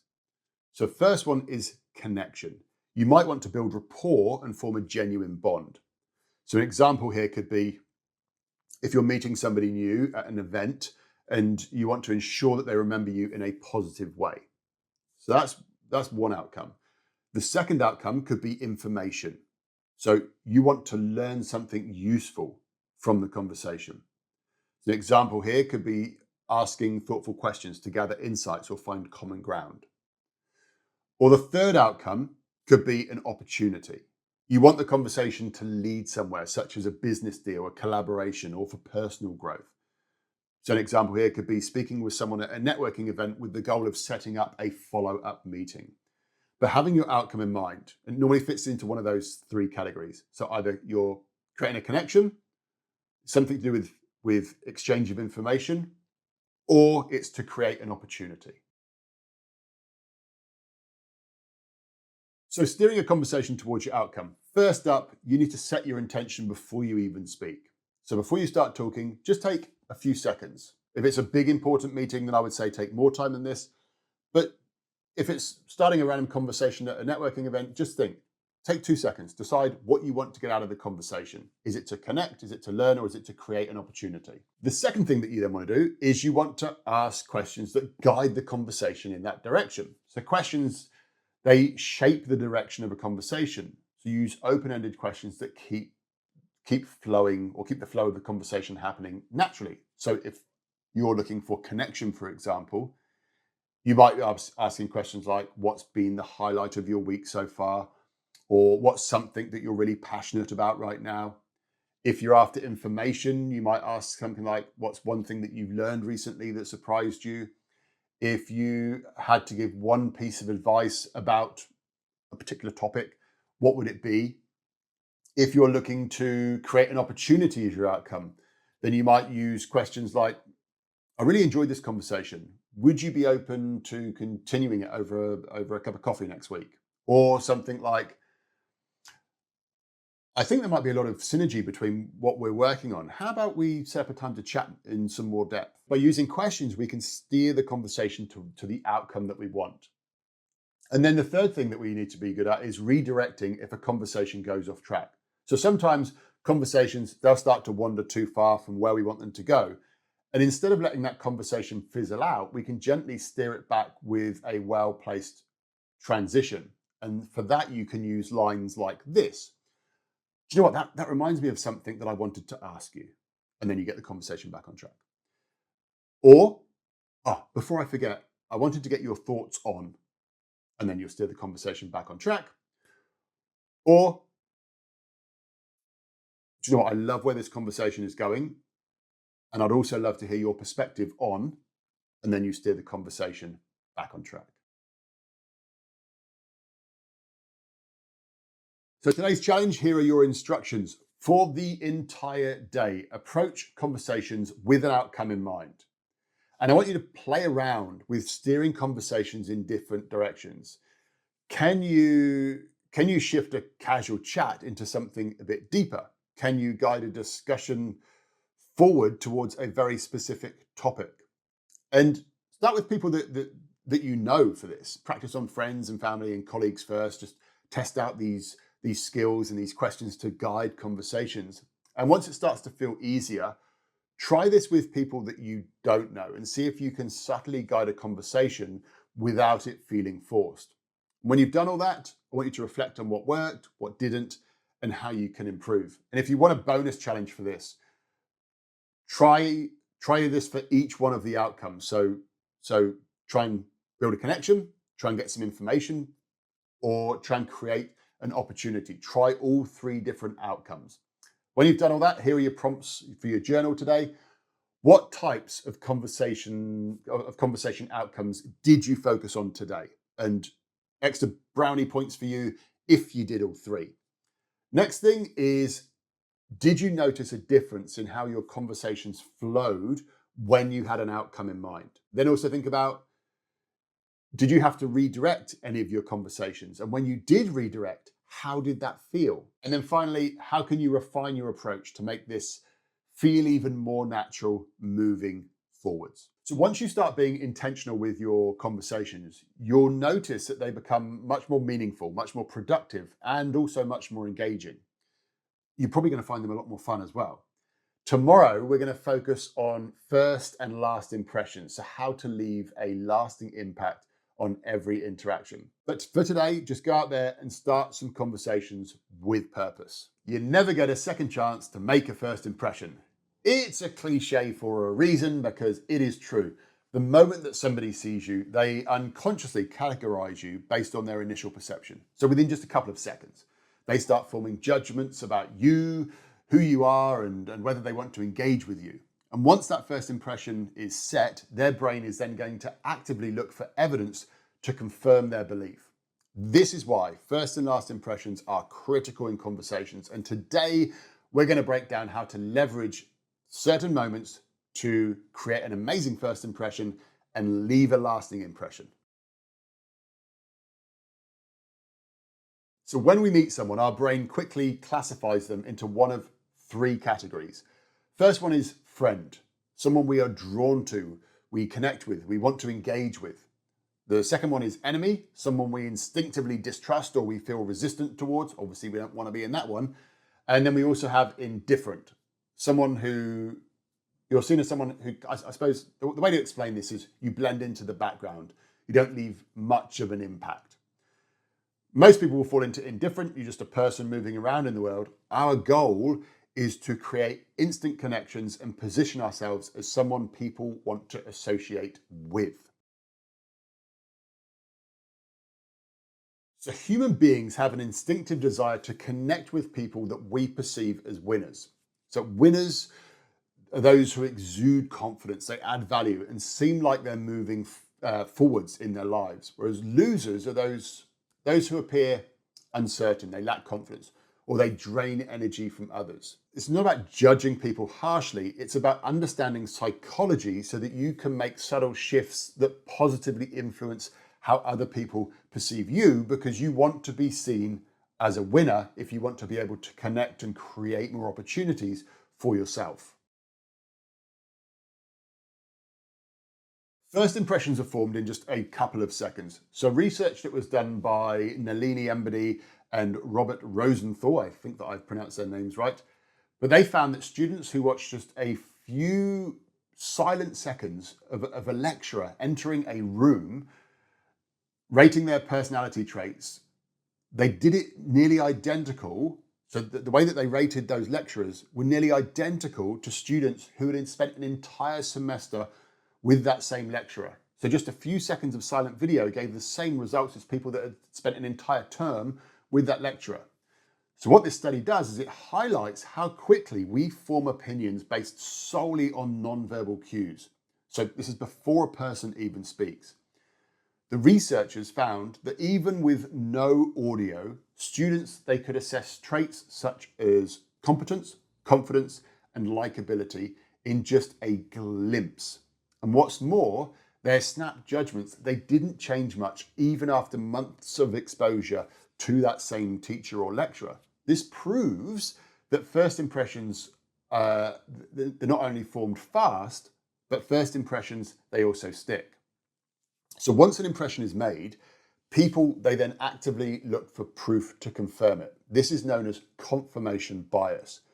So if somebody initially perceives you as confident, their brain will unconsciously find evidence to reinforce that belief, whether that's in your posture, in your tone, or in the way that you interact with them. But then the opposite is also true.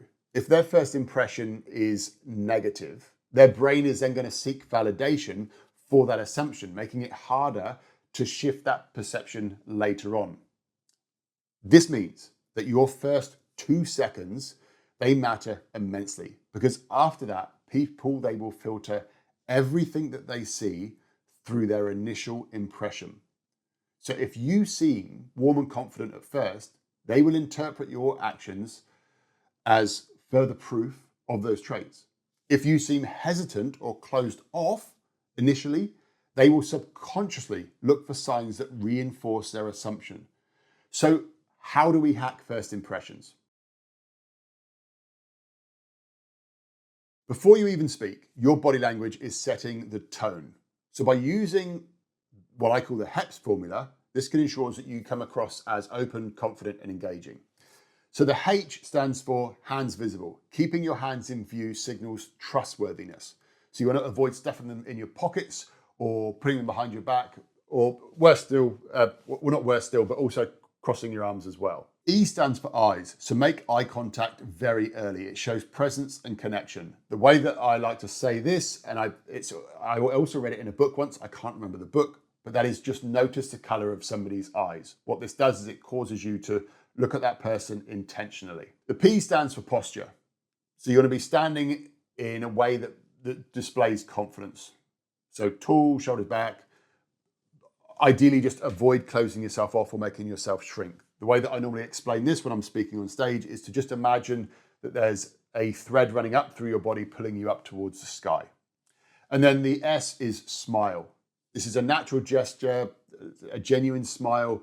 It instantly makes other people smile back towards you. It makes you look more approachable, and you can smile across a room at somebody. It allows you to connect from a distance without even saying a word.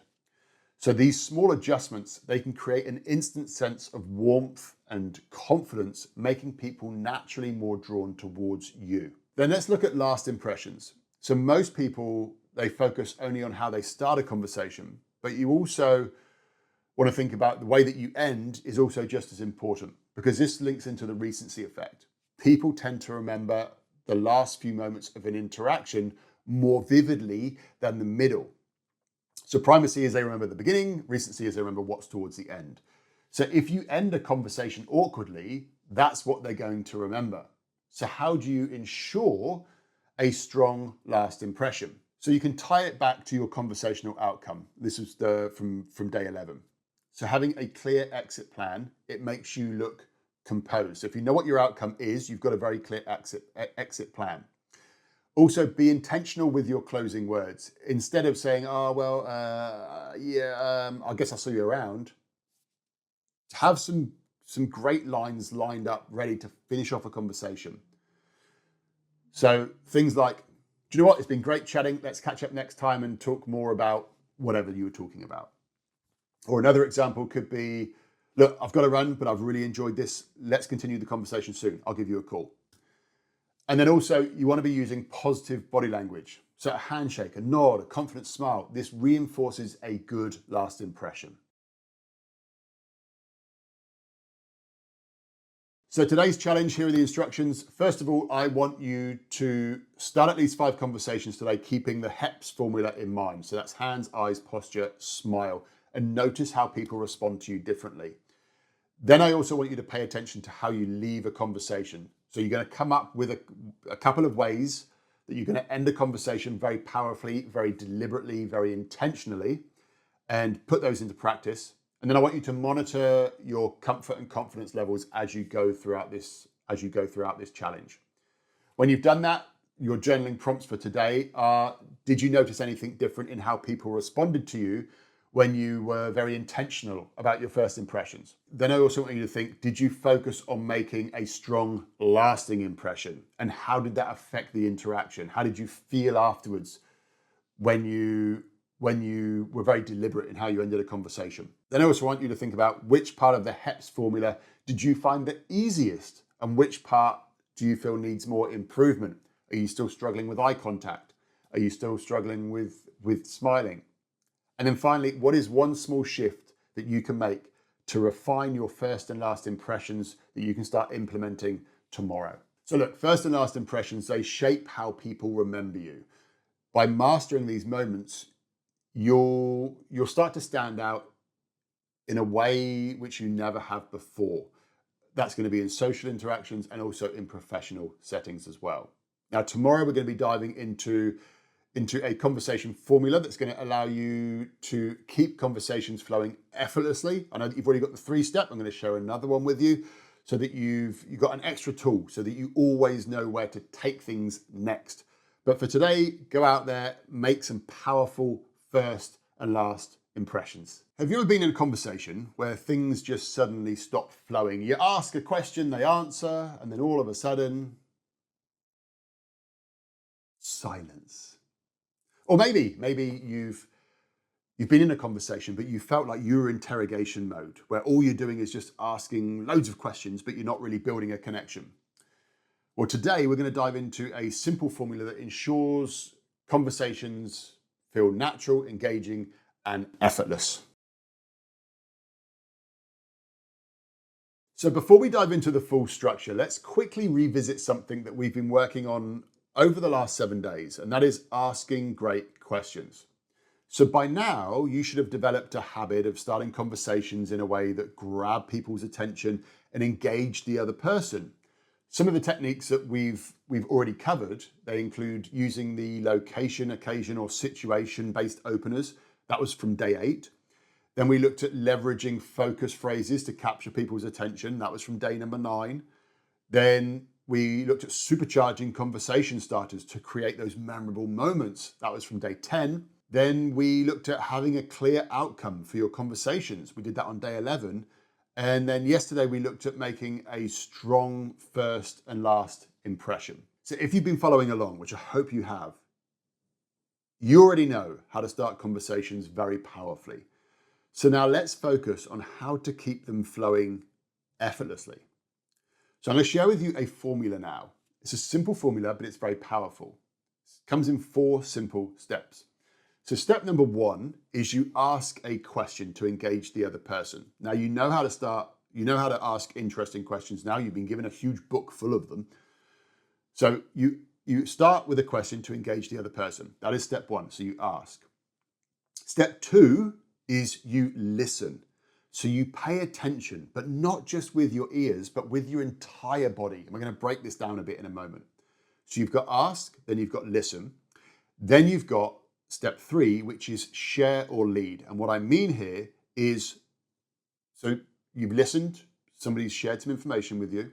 So you're either going to share something back related to what they've said, or you encourage them to expand more on maybe what they've said. And then step 4 is you ask again. So if the conversation, so step 4 becomes, I suppose, an optional one. But if the conversation doesn't naturally continue and flow into something else after step number 3, then you ask another question to then go back to step number 1. So you're asking again, and you'll then go back into listen, share, lead. So it's a really simple formula to just keep the conversation going. Most conversation, what you'll find when you get good at this is that most conversations, they will naturally grow on their own, making using this structure really easy. But if they don't naturally flow on their own, you can just keep doing this little structure in a loop because you're always going to know what to do next. It's always going to give you somewhere else to go. All you need to be able to do is to just have some good questions ready inside your head to keep asking. So most people hear, but they don't really listen. You see, great conversationalists, they listen in a way that makes the other person feel truly heard. So you want to be listening with, first of all, your eyes. You want to make natural eye contact to show the other person that you're engaged. Then you want to be listening with your ears and really absorb what they're saying. So what most people do is, as they're listening with their ears, they're planning what their response is going to be. They're going to go, oh, well, this is what I'm going to say next. You want to really absorb what they're saying. Don't have that thing in your head going on about this is what you're going to say. Absorb their words. We want to also be reacting with our body and our face as well. So our body language wants to show that we're listening. We want to be leaning in slightly, maybe nodding our head, using open body language. Our facial expressions should show that we're listening. If they tell us something surprising, our eyebrows should be going up. People are looking at our body language and our facial expressions to be able to gauge whether we are listening to them. And then the final part of this is noise. You want to be reacting verbally. So as somebody's talking, if they're saying things, be like, oh, wow, really? No way. That's amazing. This shows the person that you are actively engaged. You see, hearing is passive, listening is active. So show the person that you're listening by reacting in small but meaningful ways. So let's dive into the share or lead side of the formula. So once the other person responds, you have two ways to keep that conversation moving. First one is you share a related story or experience. This makes a conversation feel balanced rather than one-sided. So for example, if they talked about traveling, then you could maybe share a fun travel experience that you've had. Be honest here with this, don't make stuff up. You want to use honest examples, honest stories from your own life. The other option is you want to encourage them to say more. So you're going to use open-ended responses to guide the conversation deeper. So some example phrases here could be, wow, that sounds super interesting. Tell me more. Or, so what did you do next? Or you could simply pause for a bit afterwards to let them fill the silence. So quite often if we leave a bit of a space, somebody will continue talking. I suppose the goal here with this is to avoid rapid fire questioning though, because conversations, they should feel like a natural exchange, not an interview. So you do want to be sharing some of your own stories, some of your own examples. As I say, don't make it one-sided, but also you want them to expand on some of the stuff that they're telling you so that you're showing a genuine interest in their thoughts, their stories, and what they're sharing with you.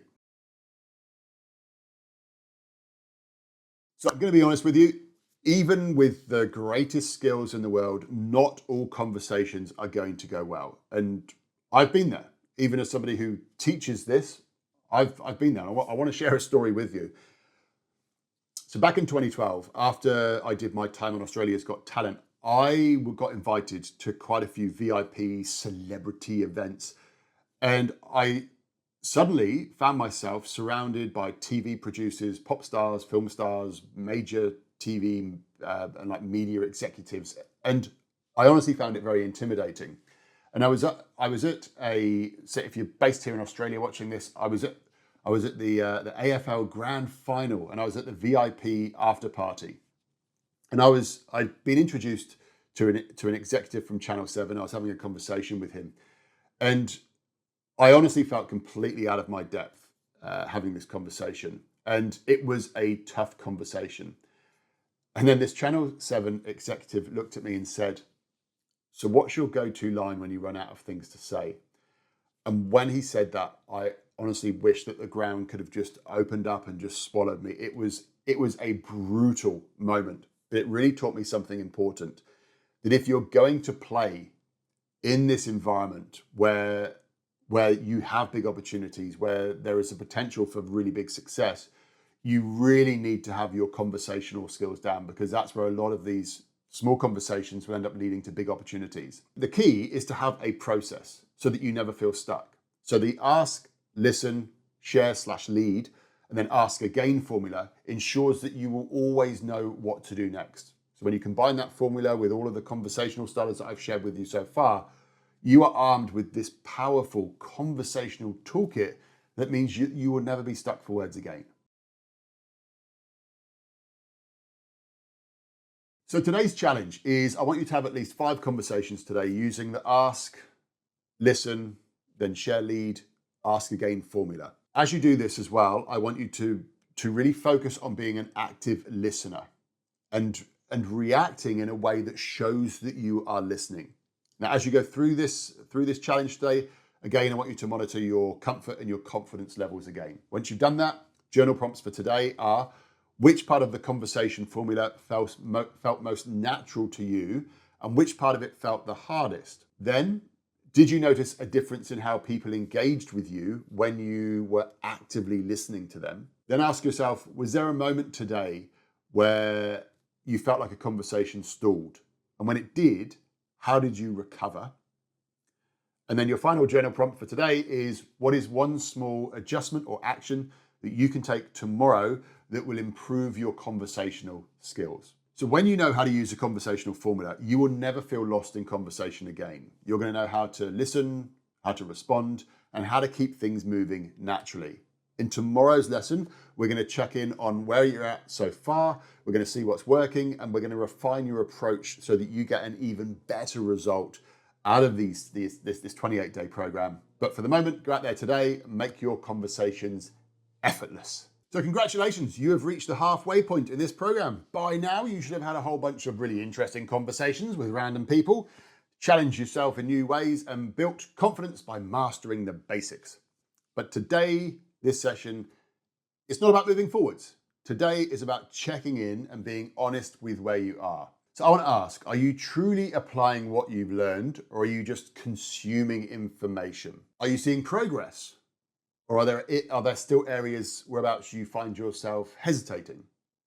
And are you holding back as you go through this process, or are you fully leaning into it? This is a crucial moment, because if you don't feel like you've built enough confidence yet, then please do not move forwards in this program. I want you to go back over some of the lessons whereabouts you feel that you need to develop more, and I want you to keep practicing. And I say this because I have been there. I know what it's like to get excited about learning something new, but not actually applying it. And trust me, this whole process, it will only work if you do the work. So over the last 14 days, we've been working on the foundational skills that make social confidence second nature. You've built awareness around your strengths and also your triggers. You've practiced real-world conversations, and you've stretched your comfort zone.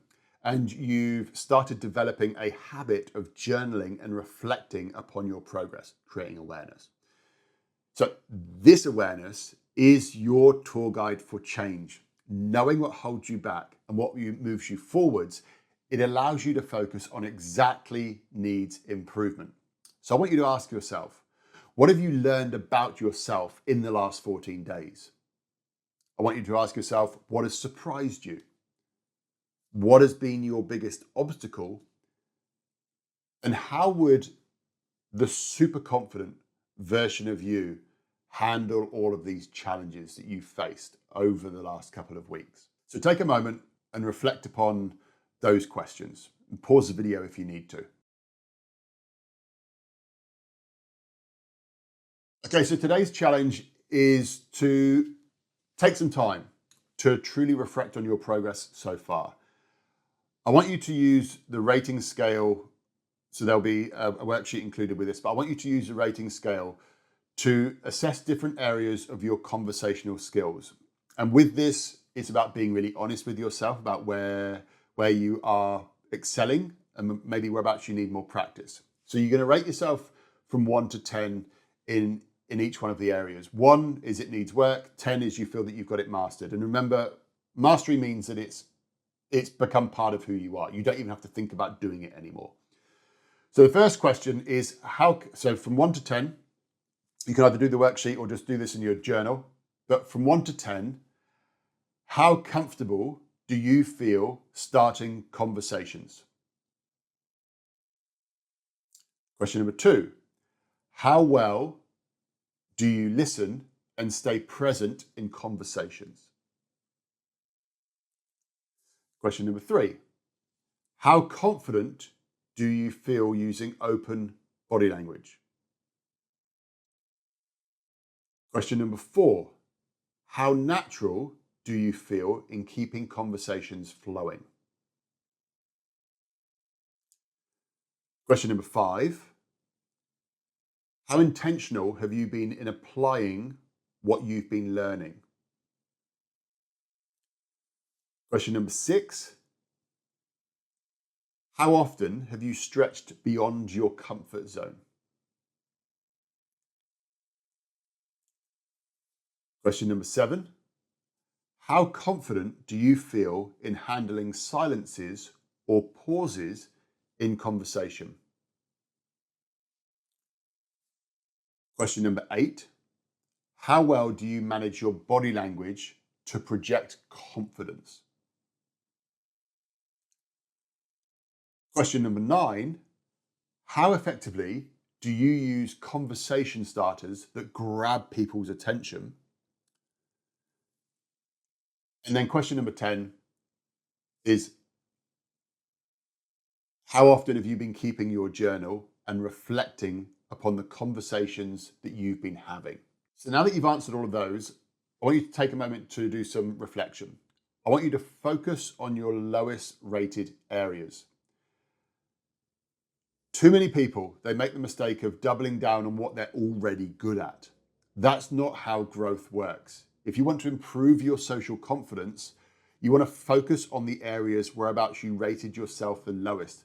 Because when you strengthen your weakest skill, every other part of your conversational ability, your conversational skills, and your confidence, that will improve by default. So, which areas are you excelling in? Which areas do you still need to improve? And what action can you take to improve your lowest rated areas? Then I want you to go out and have 5 conversations today. Focus on listening for conversational threads.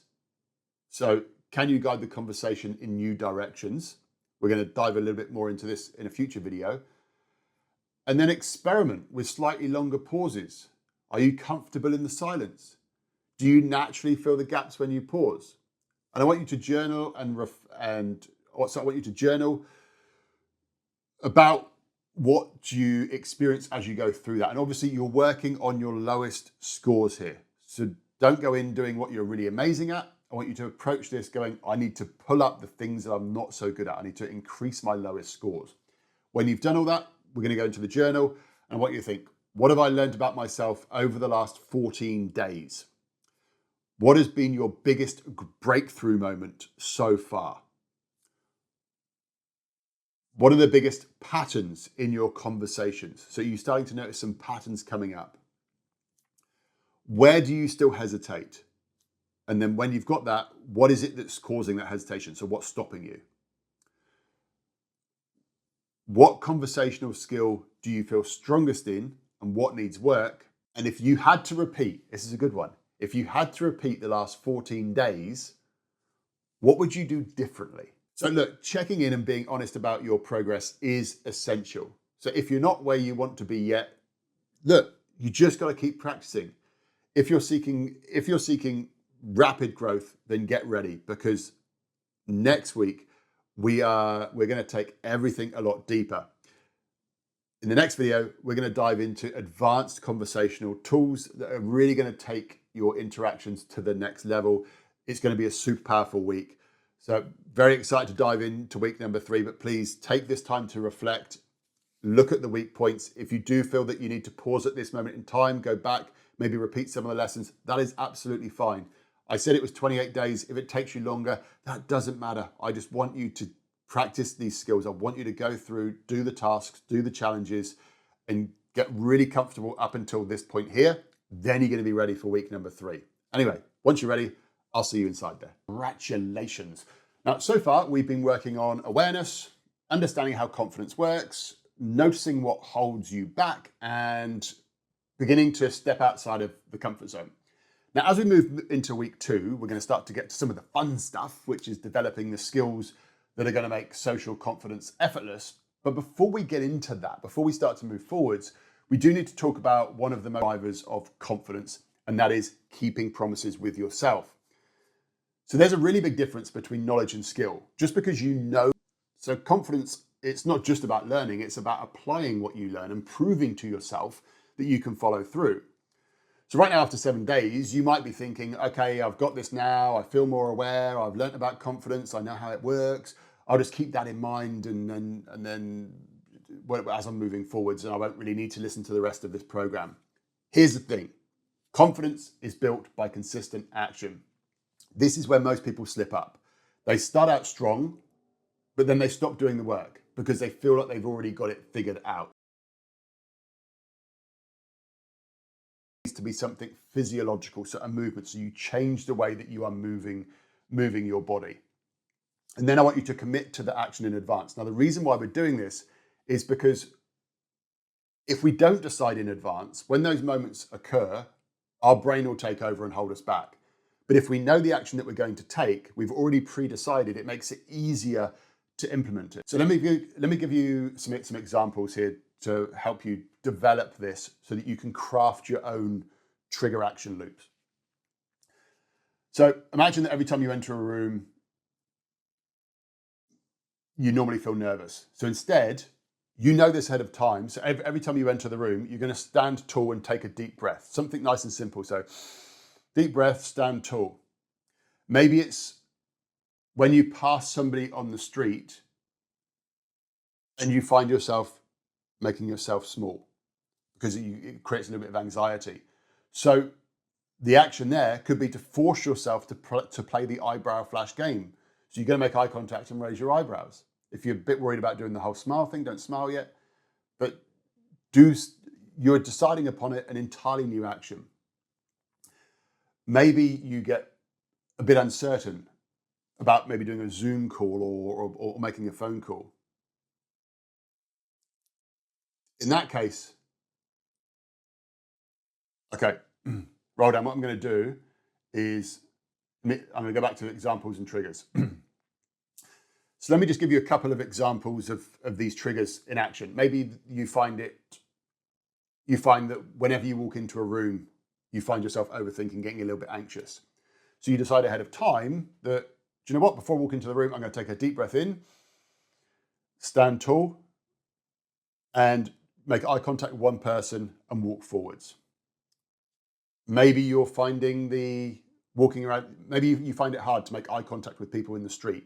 It creates this anxiety in your head. Then think about doing the eyebrow flash game. So deliberately making eye contact and raising your eyebrows. You know what you're going to do ahead of time. As I've mentioned, the key here is physical movement. When you feel hesitation, take a small physical action towards the situation instead of away from it. Performing magic, going up to tables, I would feel this huge surge of hesitation before approaching. My brain, it would start to try and convince me that I needed that extra drink of water, check my pocket, shuffle the cards again, anything to delay that moment. But that was my trigger. That was me getting into the negative spiral of overthinking and self-doubt. So my trigger action, whenever I felt that hesitation, was I would lock eyes with somebody at the table and I would take one single step towards them. That was it. That was the action that I decided. So make eye contact with one person on the table, take one step towards them. That one small movement, it broke the loop of the overthinking and it forced me to move forwards. And once you've gone past that point, you're then into this new situation. You're doing something different. You've taken over that brain holding you back. So you can use that exact same principle, that exact same principle to any social hesitation. Just move towards.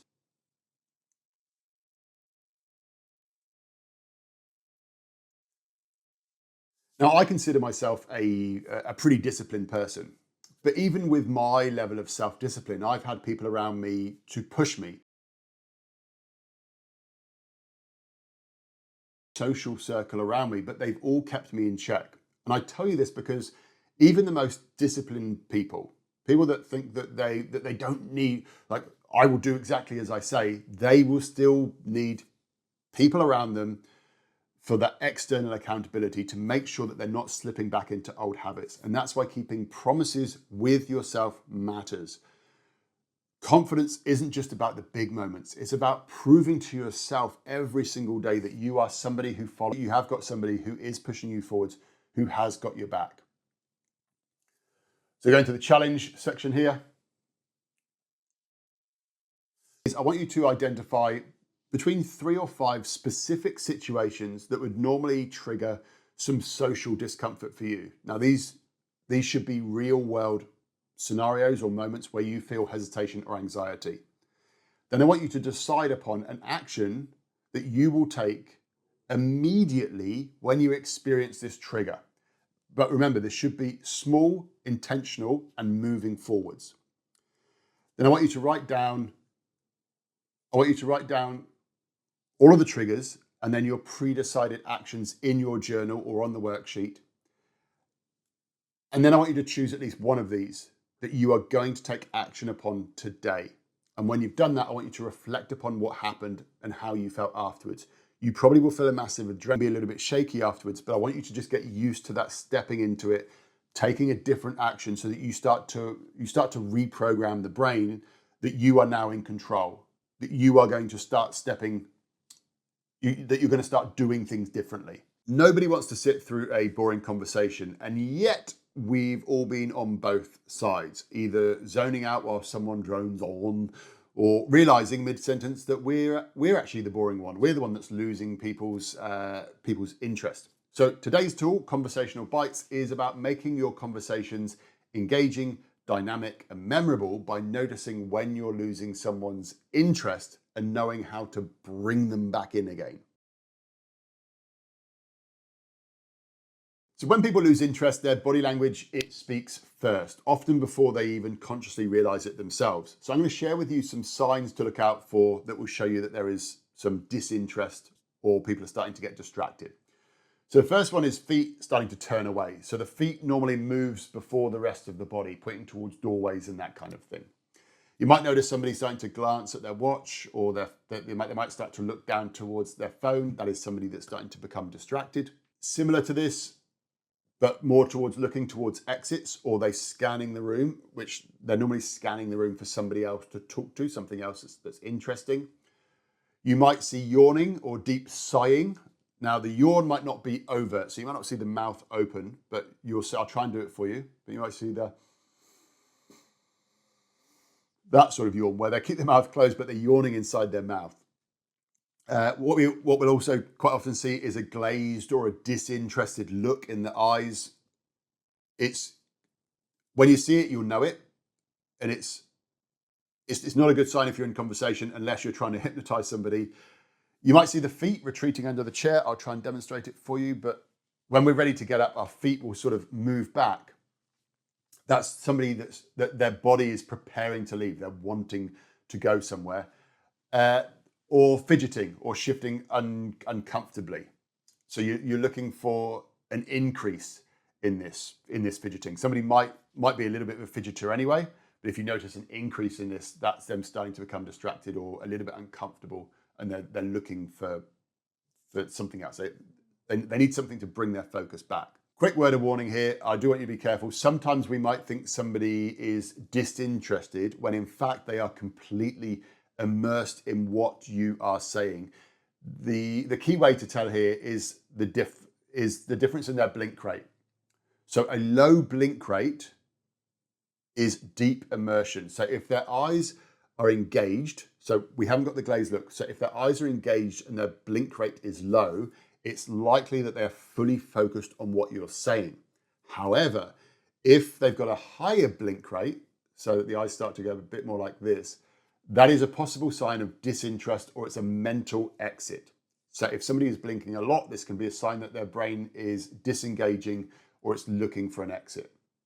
So this blink rate is a great tip that I learned again from my mentor, Chase Hughes, and it's completely changed the way that I read an audience. So I'm using this blink rate even on big audiences, not just one-on-one. So a quick story here. I used to think that people weren't reacting much while I was speaking on stage, that they weren't interested in what I was talking about. To me, from the stage, it looked like I was seeing blank expressions, and I started to assume that I was losing people. But over time, what I've realized, and this is something really critical, is that those audiences, they weren't bored, they were just really deeply immersed. And I've now discovered that by the blink rate. The blink rate was low. Their eyes were engaged, they were locked in, and they were absorbing everything rather than reacting outwardly to other stuff. I had captured all of their focus. Understanding this has helped me stay confident even when I don't get an immediate reaction from other people, because I can tell that they're still engaged. And it's the same in everyday conversations. Somebody might not be nodding, they might not be smiling, but if they've got a low blink rate, then they are deeply engaged in what you're saying. So think about a time when you were chatting with friends and somebody said something that instantly grabbed your interest. Your eyes widened, you leaned in, and the energy of the conversation just suddenly spiked. Or maybe imagine being in a crowded space and suddenly you hear your name. Even from across the room, your attention suddenly snaps straight to that thing. That's the effect that we want to create in conversations. So this is conversational bites. And we do this by by noticing when the other person is fully engaged, dropping conversational hooks to spark their interest, and adjusting the conversation in real time based upon their response. So a conversation bite is a moment of heightened engagement when something that you say sparks curiosity, excitement, or deeper interest in the other person. You'll recognize it through 3 key body language cues, and that is the look, the lift, and the lean. So the look is their eyes widen, they lock onto you, their pupils, they might dilate slightly as their attention suddenly sharpens on you. The lift, this is their posture becomes more upright, more engaged, their facial expression shows intrigue or excitement. And then the lean, they physically lean in, signaling deeper interest and involvement in the conversation. So the look, the lift, the lean. When you see one of these, you have hit a conversational bite. Your cue then is to expand upon that topic because it is something that they genuinely want to talk about. So how do we create conversational bites in the conversations that we're having? So one thing we can do is to drop interesting hooks. So you can casually mention different subjects or ideas and watch for that look, lift, lean reaction. So you could say something like, do you know what, I saw the craziest thing on YouTube yesterday. Or I just read about something fascinating. Have you heard about blah, blah, blah, blah, whatever that topic is. Another possible line here could be, I was talking to someone the other day and they had the most interesting take on insert topic there. Another way that you can do this is you can read and adjust in real time. So if somebody glazes over, pivot the conversation all of a sudden. If they lean in, you want to then go deeper into that topic. And the third way that we can do this is we use their name. Just like hearing your name across a room snaps your attention, using someone's name in a conversation can instantly re-engage them. So let's just say the person's called John. You know, John, I think you'd really enjoy this. It's going to give you the look, the lift, and the lean. So your challenge for today is to start at least 5 conversations again, and you're going to look for the look, the lift, and the lean as you're going through the conversation. And I want you to drop in conversational hooks. I want you to drop in little sentences about different topics. And I want you to start observing people's reactions. Notice if they suddenly show interest in what you're talking about. And I want you to adjust your conversation based on that engagement that you get. So when you notice the look, the lift, and the lean, I want you to expand upon that topic that you're talking about. Explore it further. If you don't see the look, the lift, and the lean, if they don't show interest in that topic, then I want you to pivot, bring something else into the conversation. As you do this, monitor your comfort and confidence levels as you're applying this technique. Does it feel good doing this? Does it feel awkward doing this? Remember, it's only awkward because you're not familiar with it yet. And a little bonus here is to try using that person's name at a key moment and see how they respond when you suddenly say their name, because you should see that look, the lift, and the lean. It will spark their attention. Once you've done all that, you're going to go into your journal, and I want you to ponder upon these 3 journal prompts. So how many conversational bites did you create today? What topics triggered the biggest reactions for you? Did you notice when someone was disengaging? And when you did notice it, how did you adjust? Did you use someone's name in a conversation? And did you notice how they responded differently? And then what's one small tweak that you can make tomorrow to improve how you keep people engaged? So mastering conversation bites, it ensures that people stay engaged and interested when they're talking to you. Tomorrow we're going to focus on the power of giving compliments, and then I'm going to show you how to do this the right way. So today is about making other people feel good by delivering compliments, but doing it in the right way. So confident and charismatic people, they're comfortable giving compliments because they understand that when done correctly, compliments can build rapport, they can create connection, and they can even influence other people. But when a compliment is done incorrectly, they can leave someone feeling really awkward or unsure of how to respond. So before we dive in, I want you to check out a quick clip of somebody who absolutely nails compliments on YouTube. I want you to pay attention to how effortless and natural his compliments feel. I love your lavender blue colour scheme. Goes with the blueberries as well. Clearly a man with an eye for detail. You have a very confident stride. Sorry? Very confident stride. Loved it. I adored the way you laughed at that pigeon. Compliments are simple, but not easy. Trust me. You have a marvellous weight distribution between your feet, sir. Good easy shift. Especially for us Brits. Present company included. I can give them, and do, but I can't take. Oh man, you're so good. Oh, stop it. I'll be. Oh, come on. Oh, go on then. Doesn't mean I don't love it. You look great. A Yorkshire compliment, that's cast in gold. Sincerely appreciating something someone has made an effort on will make their day. So you're in aquamarine blue jeans, field of dreams. Yes, you are. You're doing a wonderful job in a tricky set of circumstances. You're welcome. You look like a painting and you're just sitting there. It's fantastic. The more unique, the more bespoke, the more devastatingly effective. Your vibe is genius artist turned creative corporate legend. Beautiful. Safe and stylish. You look pensive, but also capable enough to deal with anything that's worrying you. You have ski resort owning energy. Oh, I love it. Sweet vibe, sir.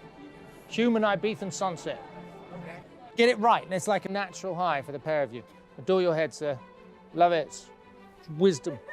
Should be cast in marble. See?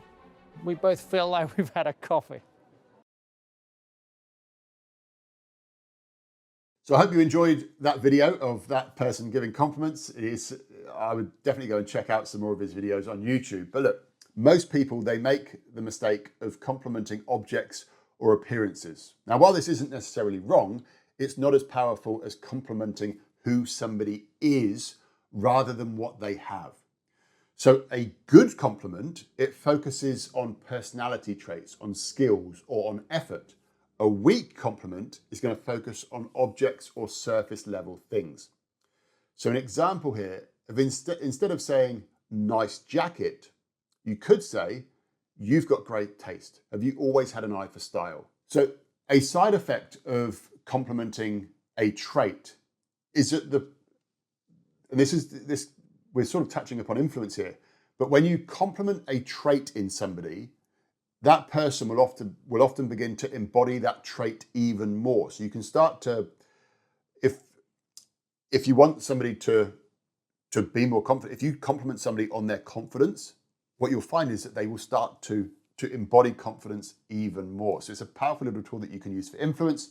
However, this course is not about influence. That is saved for the Mind Academy. But anyway, let's carry on with this video. So let me ask you this. Have you ever given somebody a compliment and they didn't know how to respond? You had this weird moment. See, some people, they struggle to accept compliments, and it's normally because either they feel caught off guard, they're not used to being praised, or they just don't know what to say back. And there is a really simple fix to this. We got to give them somewhere to go. So instead of just making a statement, or instead of just making a compliment, we want to follow up with a question to make it feel more natural, which is what we're going to dive into next. So the compliment formula is very simple. There are only 2 steps to it. First one is compliment a personality trait or a strength. Step 2 is you follow up with a question to continue the conversation. It's as simple as that. But you want some examples. I know that you do. So here you go. Here's some examples for you. So you say to somebody, wow, you're a really good listener. Have you always been like that? See, it's given them somewhere to go. Here's another one. You know, I really admire how good you are at understanding people. Has that always come naturally to you? Giving them somewhere to go again. Here we go, another one. Do you know what? I admire you. You approach everything with so much confidence. Was that something that you developed over time, or something that you've always had? Once again, giving them somewhere to go. Here's another one. Do you know what? You're really good at connecting with people. What's your secret?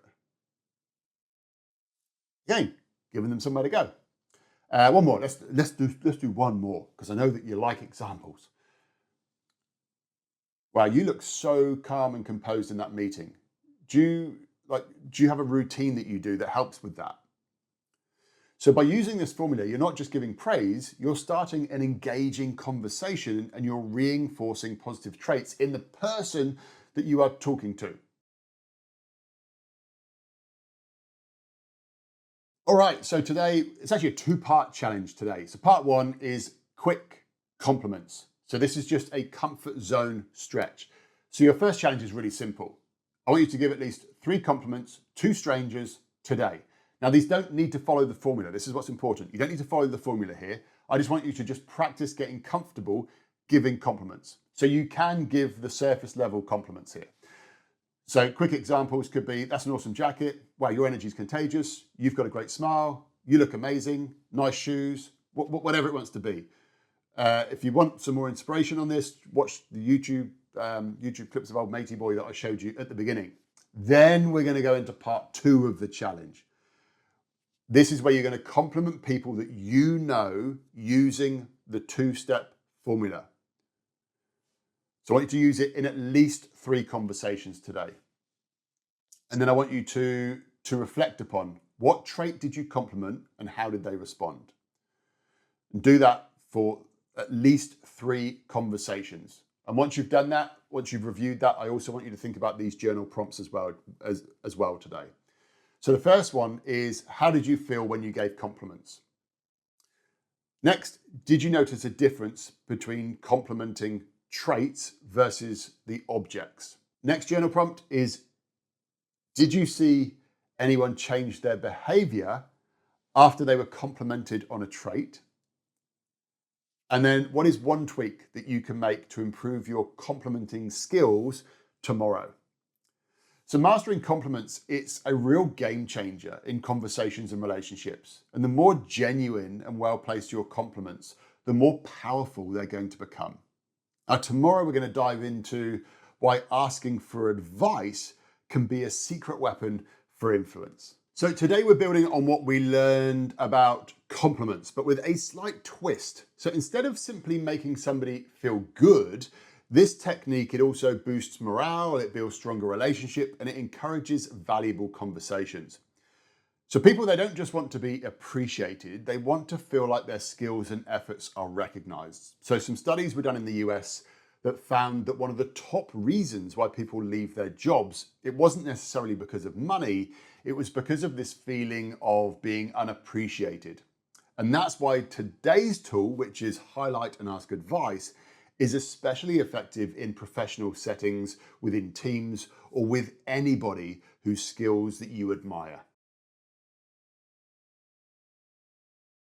So the technique for this is really simple and it's split into 3 key parts. So part 1 is that you're going to highlight something that they did. So we're going to start by recognizing something very specific that a person has done well. So let me give you a few examples. So you could say something like, hey, great work on the proposal. Or, wow, you did amazing in that game. Or it could be, wow, this dinner is incredible. So that's step 1. You're going to highlight something that they did, but something specific. Then you're going to mention a specific detail. So step 2 is mention a specific detail. This makes your highlight more meaningful by pointing out why it stood out to you. So going back to the examples that I gave you in the highlight, so you would say something like, great work on the proposal. I really like the way that you set out the page. Or, wow, you did amazing in that game. That move in the second half, that was next level. Or you could say, this dinner is amazing. The flavors, they work so well together. So you've highlighted something that they did, you've mentioned a specific detail, and now you're going to ask for advice. This is where the real magic happens, because asking someone's advice, it reinforces their expertise and it creates this emotional buy-in from the other person. So going back to the examples that we had before, you could have, hey, great work on the proposal. I really like the way you set out that page. Could I get your advice on another document? The game one? Wow, you did amazing in that game. That move in the second half, it was next level. How did you anticipate that happening? Then the dinner example. So you say, this dinner is amazing. The flavors, they work so well together. Did you do something or add something different? So the reason why this works is because people, they love feeling like experts. It makes them really drawn in to that conversation. It It deepens the connection because what it does is it encourages these really meaningful conversations.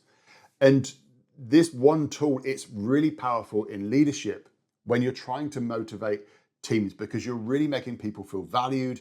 You're encouraging even more traits in this person's expertise by highlighting it and asking for their advice. So how does this differ from compliments? So with a compliment, you are reinforcing a positive trait. This technique, though, it recognizes effort and skill in a way that encourages further conversation. So this technique that I've just shared with you today, it is best used in people that you know, so colleagues, friends, and people whose work that you admire. Just remember, it creates much deeper engagement because it's not just about praise anymore. It's about you making this person feel really valued. And it also encourages learning because you're not just giving recognition, you're also going to learn a lot about whatever this thing is, but also a lot about the other person as they share their expertise with you.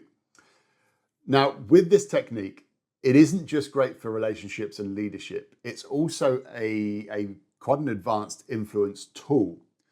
So when you position somebody as an expert, they become more invested in the conversation, and then they become more likely to trust, respect, and want to help you. So it's a really cool tool that we can use, and this is one of the things that we would dive in even deeper to in the Mind Academy, where we explore those really high-level communication and influence techniques. I'm not going to dive into Mind Academy in this video. Maybe towards the end of this program, I'll tell you some more about it. So today's challenge, I want you to use the highlight and ask advice technique at least 5 times today. So remember, you've got to be really specific about your highlight. And then you want to ask that follow-up question so that the person gets to share their expertise. And what I want you to do is I want you to just journal down those 5 conversations that you have, at least 5 conversations. But I want you to just jot down, what was it that you highlighted in the other person, and what advice did you ask for? Do that with all of the conversations and start to just get a bit of a feel as to what works really well. And I want you to notice how people react. Do they light up? We talked before about the conversational bites, the look, the lift, and the lean, people leaning in. When you ask for people's advice, you should start to see that showing up. Also think about, do you find that people start to share more information with you? Maybe more information than you would have got in a normal conversation. And do you find that you go a lot deeper with your conversations by using this particular technique? Once you've done all that, I also want you to, in your journal, there's a few prompts. So I want you to think, did you notice a difference between a simple compliment and then using this technique? So making them the expert, asking for advice. Also think about, how did people respond when you did ask for advice? What difference did you notice in the way that people interacted with you when you asked for that advice? Then think, did you learn something new from someone by using this approach? Did it help you discover more about other people by making them the expert? And then think, what is one small tweak that you can make that will improve how you highlight and ask advice as you move forwards in your conversations? You see, by using the highlight and ask advice technique, it makes people feel seen, it makes them feel valued and respected. And it's a really powerful way to build relationships while also learning from other people around you. Now, in tomorrow, we're going to talk about the one thing that you must avoid doing in conversations, but I'll see you in that video tomorrow. If there is one thing that can quietly erode your social influence and charisma, it is whinging, complaining, criticizing. Dale Carnegie dedicated an entire chapter to this idea in How to Win Friends and Influence People, and for a very good reason. Nobody enjoys being around constant negativity. Now, let's be clear. This doesn't mean avoiding difficult conversations or never addressing important issues. Sometimes honesty in tough conversations are necessary. And again, that's something that we get into in Mind Academy.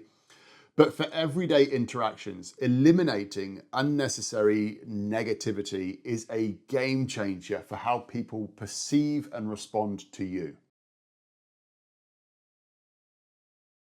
So you've likely had a conversation that started off fine, but it quickly turned into a venting session about everything wrong in the world.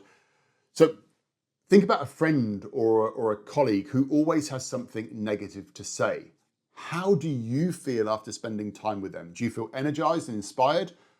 Or do you feel drained and worn out? I'm probably going to say it would be the latter. You see, it's really easy to get sucked into the vortex of negativity, but while it might feel cathartic in the moment, these conversations, they leave you feeling drained, uninspired, and sometimes even feeling guilty. So here's something fascinating. People associate the traits that you describe in others to you. This is called spontaneous trait transference. If you constantly put other people down, they will unknowingly associate those same negative traits to you. So an example here could be if you describe somebody as arrogant, the person that you're speaking to, without realizing it, start to associate arrogance with you. Now, the good news, though, is that this works both ways. If you consistently speak positively about other people, then they'll start to put those positive attributes, those positive qualities to you. So an example here could be if you say that somebody is inspiring, people will start to see you as more inspiring.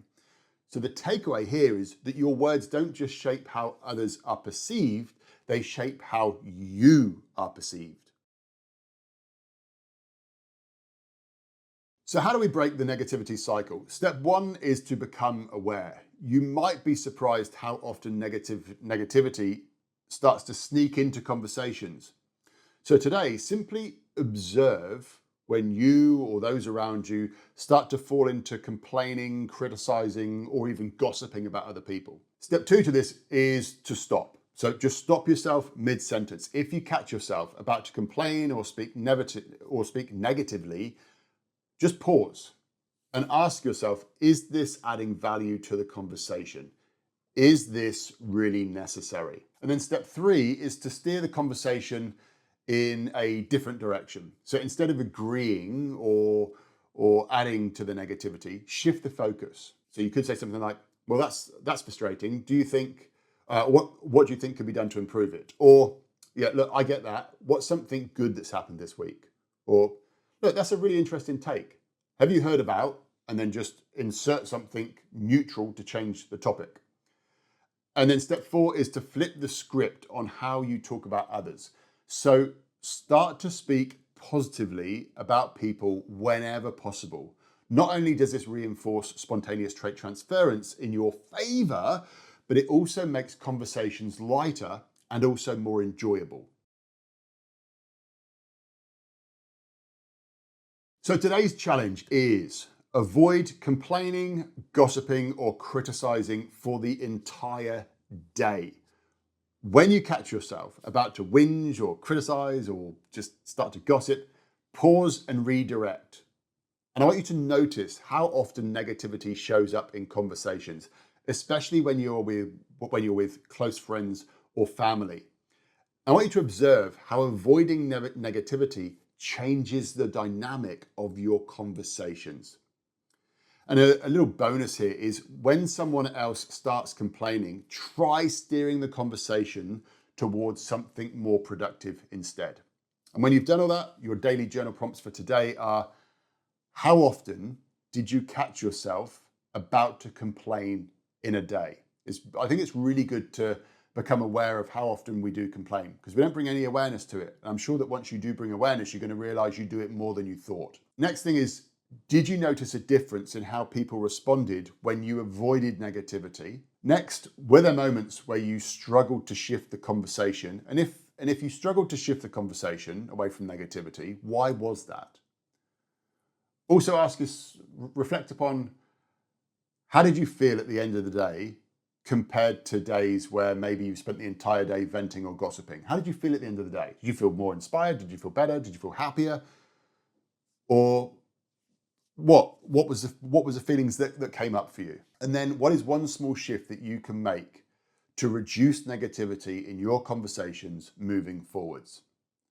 So mastering this skill is going to take time, because you're going to find yourself speaking negatively or drawn into negative conversations. But it does instantly improve how people perceive you, and it makes your conversations far more enjoyable, not just for other people, but also for you as well. So tomorrow we're going to explore how vulnerability is actually a communication power move. Too often we try to only show the perfect version of ourselves, hiding the things that we think might make us look weak or open us up to judgment. But here's the thing: perfection is irritating. You see, it's really hard to relate to someone who seems flawless. In fact, we're naturally drawn towards those people who show realness. They show us their struggles and they show us their growth. If you think about superheroes, every single one of those superheroes, they have a vulnerability or a struggle built into their story. Why is this? It's because it makes them relatable. You see, without it, they would feel distant and unrealistic. So today's tool, Be Vulnerable, is going to help you connect with people on a deeper level by sharing something real. So a few things that you need to know about vulnerability. First up, we connect more deeply with those who show us their imperfections. Also, when you share something vulnerable, others are more likely to do the same. Revealing small struggles, it makes you feel more like a friend, and we trust people who are open about their challenges. So sharing personal information is something that we typically do with those that are people that we're close to. So by being selectively vulnerable, you are signaling to someone that you trust them, which makes them feel closer to you, and in return, they're going to trust you more. So there was a really fascinating study on perfection versus reality, and this is known as the blender experiment.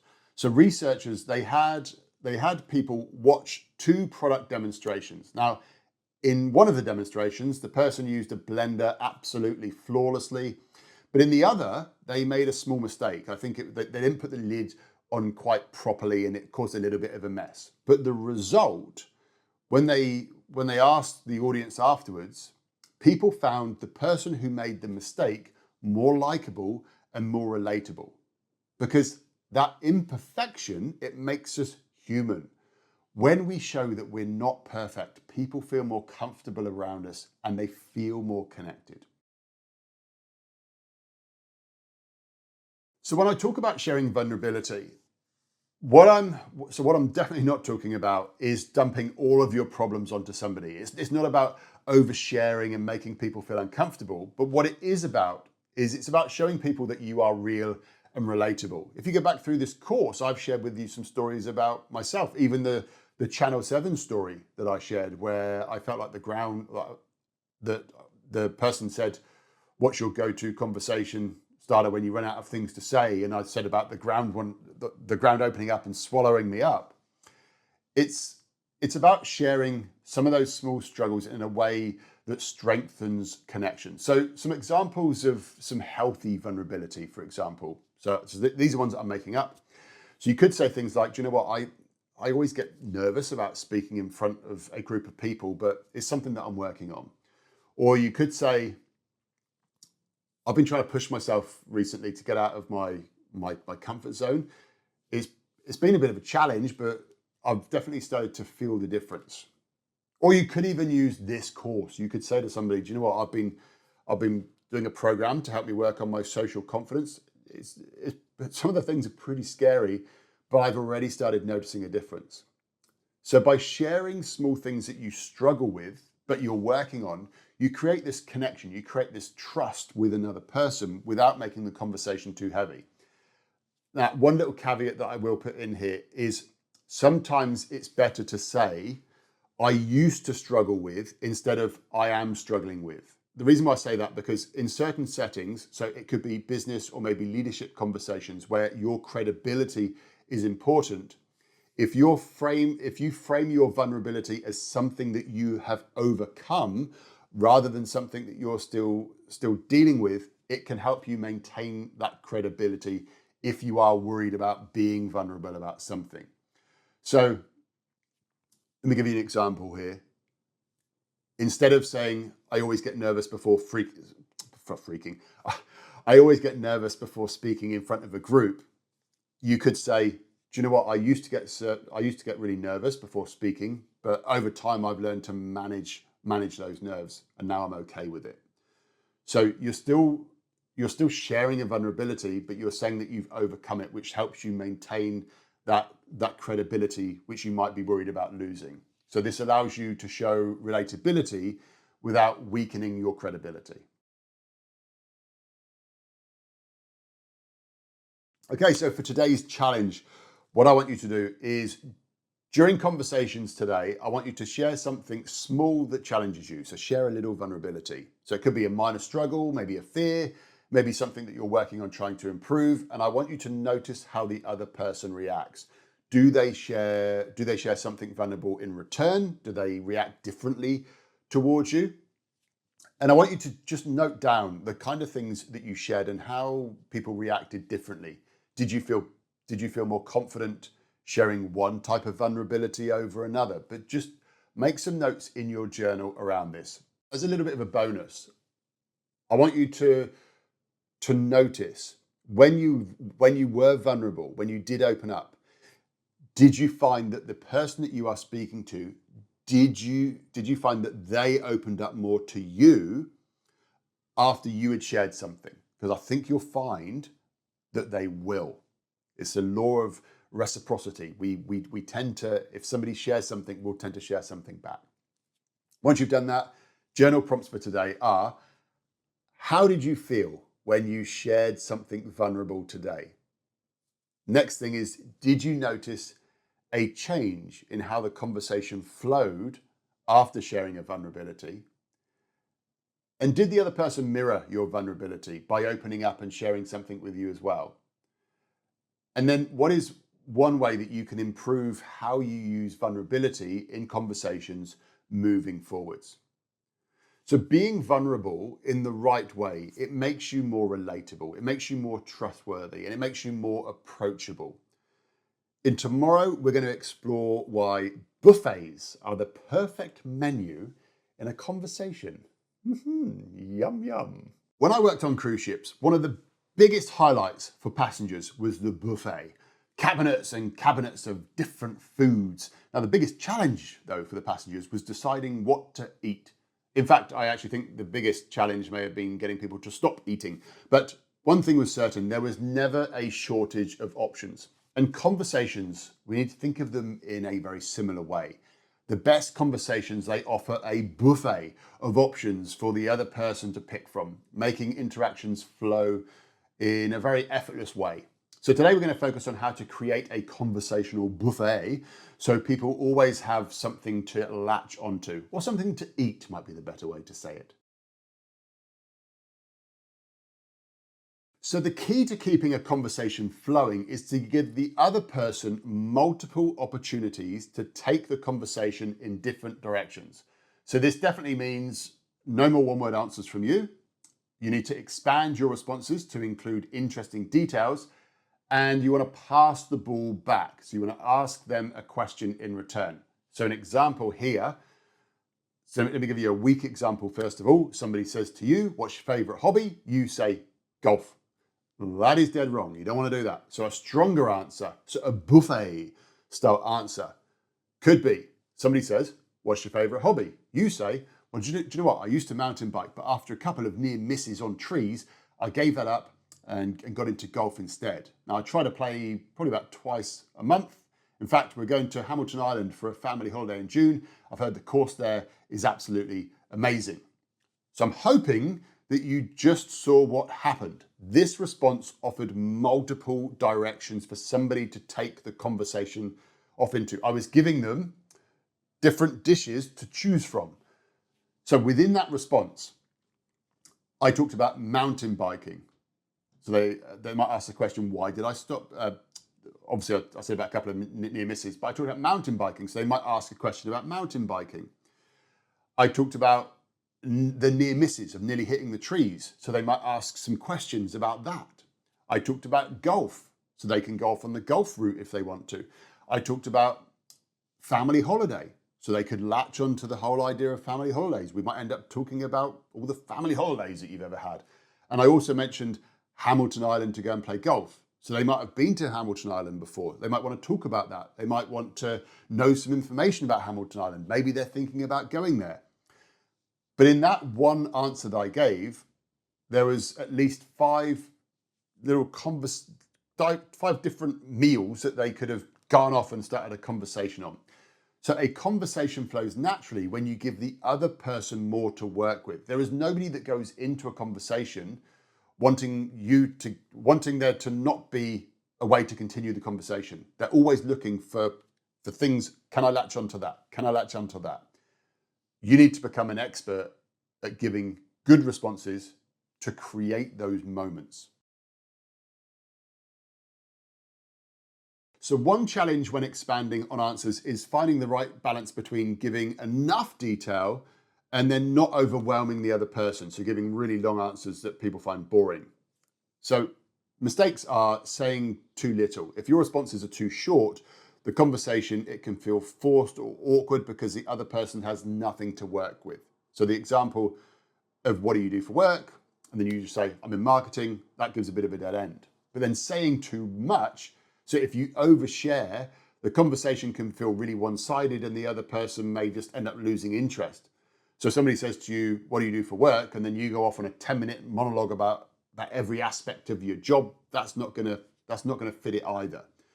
So we need to find this middle ground. We want to offer just enough to keep the conversation interesting while leaving space for the other person to contribute. So an example here could be someone says, what do you do for work? You say, I'm in marketing. I help brands with their online presence. Lately, I've been working on some really creative ad campaigns, which has been really fun. What about you? So I offered some options there to go off in different directions. So I've talked about I'm in marketing. I help brands, so we could talk about the different brands. I talk about online presence. So the person might have their own business or they might be doing online stuff. So we can go off in that direction. I talked about working on some really creative ad campaigns, so we could talk about that. And I've also mentioned that was fun, so it could lead to that. Then I did, what about you? So I passed the ball back. This is another critical piece of the puzzle. You don't just expand your answers, you then want to invite them in. So if somebody asks you a question, after answering, you ask them back. So they say, what's your hobby? You say, I've been really into cooking lately. I've just learned how to make homemade pasta. It was a real disaster at first, but I finally nailed it last week. What about you? What's something that you've been enjoying lately? So this keeps a conversation from feeling one-sided and it gives them space to share. So you're passing the ball back, you're giving them lots of conversational options to choose from.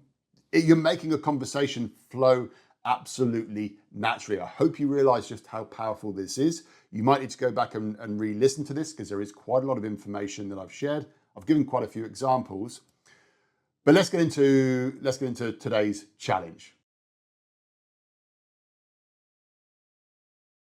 So today's challenge is I want you to engage in at least 5 conversations today with the intention of expanding your answers. So you're going to offer more than just one-word responses. You're going to craft them to give lots of possibilities for the conversation to go off in different directions.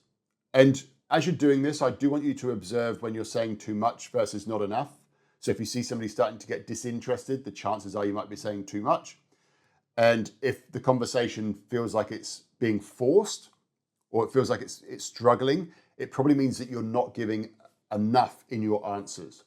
And then I also want you to remember to pass the ball back. So you want to ask the other person the follow-up question. So what about you style questions. When you've done that, I do want you to go through in your journal, analyze, how did you expand your responses? Did you pass back the ball? How did it go? Did the conversations flow easier? So do some reflection upon those conversations. And then once you've done that, a few journal prompts for you for today is 1, did you notice a difference in how conversations flowed when you expanded your answers? Did you ever catch yourself giving one-word responses? And when you did, how did you adjust? And also, how did people react? When you passed the ball back with a question, you expanded your answers, but then you also passed the ball back. How did other people respond to that? Did you find that it made the conversations flow easier? And then what is one small change or one small tweak that you can make tomorrow to really refine that conversational buffet that you're going to offer other people? So becoming a great conversationalist is about offering more than just surface level responses. It's about giving people options so that the conversation never runs dry. Now, in tomorrow's session, we're going to dive into why simple stories are a powerful tool in communication. So far, we have focused on building confidence, starting conversations, and using powerful conversational tools. Now, in this final stretch, we're going to focus on the techniques that are going to help you develop your charisma. And today's topic is all about storytelling. Now, while storytelling is an art form in itself, there are entire books and courses that are dedicated to just this single skill. I'm going to show you how you can instantly become a better storyteller in just a few minutes. Now, storytelling is important because storytelling, it makes you more engaging, more relatable, and more memorable. Also, as humans, we are wired to connect with stories. It's how we pass down knowledge for generations. And if you've been paying attention, which I hope you have, you'll notice that I've been using stories dispersed throughout this program. So let's break down how to tell a great, what I'm going to call a conversational story without rambling or losing people's attention. So a mistake that people often make when it comes to storytelling is that they end up rambling, telling unfocused stories that never really get to the point. And we've all been there. We've been stuck listening to somebody tell a story, waiting for them to get to the point. And we find that our minds start drifting off in all sorts of directions, getting really frustrated with the person because they're just not really getting anywhere. And we don't want that when we're telling stories. Now, a bit of a personal story here. I remember when I very first started public speaking and doing the entertaining and stuff, I thought that if I got up on stage and I gave a ton of information, just gave them information after information, that would make me really valuable. But all I really ended up doing was I ended up becoming this walking user manual because I wasn't connecting with my audience. But then I started incorporating some stories into my presentations, and that's when things suddenly started to change. I saw people start to lean in, they were nodding along. People would come up to me afterwards saying that they really related to my experience. And the reason why I tell you that story is because stories make people feel connected to you. Stories are important, and it's a skill that you do need to develop. So here's a really easy way to tell a compelling story without overcomplicating it. So it comes in 3 simple parts. Well, it's actually 4. It's 4 parts. So first of all, we're going to start out with a hook. So we start out with something that grabs people's attention. Now, we've already talked about getting focus and using hooks. So we're going to draw upon that technique. So we got a hook, then we go into a challenge. So we introduce an obstacle, a struggle, a moment of change. Something happens within this story. And then we move into step 3, which is the outcome or the resolution. So how did things turn out? What did you learn? It doesn't necessarily always need to be a positive outcome. So the problem doesn't always need to be resolved, but there's always going to be an outcome. So something that you learned from this. And then I mentioned that there were 4 steps. So there's 3 steps to the story. The 4th step is this it's a bit of an outlier, but you want to make sure that your story, there's a point to your story. So there's a simple line that you can use, and I used it just a moment ago, actually, when I told you the story about me giving presentations and only giving tips. So the line is this: when you've told a story, you say, "The reason I tell you this is because," and then you link the story to the point or the message that you want to deliver. So some hook examples, and you should already have this kind of under wraps now because we talked about focus earlier on in the program. But some ways that you can capture attention in a story, you could say things like, "Do you know what? The craziest thing happened to me the other day." Or, "Do you know what? I've got this friend who," or, "I read something really fascinating the other day." Or let me give you one more. "Do you know what? I had a similar experience once." And then you obviously get into the story. I just want to highlight a challenge here though, as we get into stories, and that's we've got to avoid the stories where we say and then, and then, and then. This is something which I saw a great video that was created by the people who write the scripts for the cartoon series South Park. They talked about not using and then, and instead using this particular formula. So something happened, which meant that. But then, blah, blah, blah. And that's when I realized, blah, blah, blah.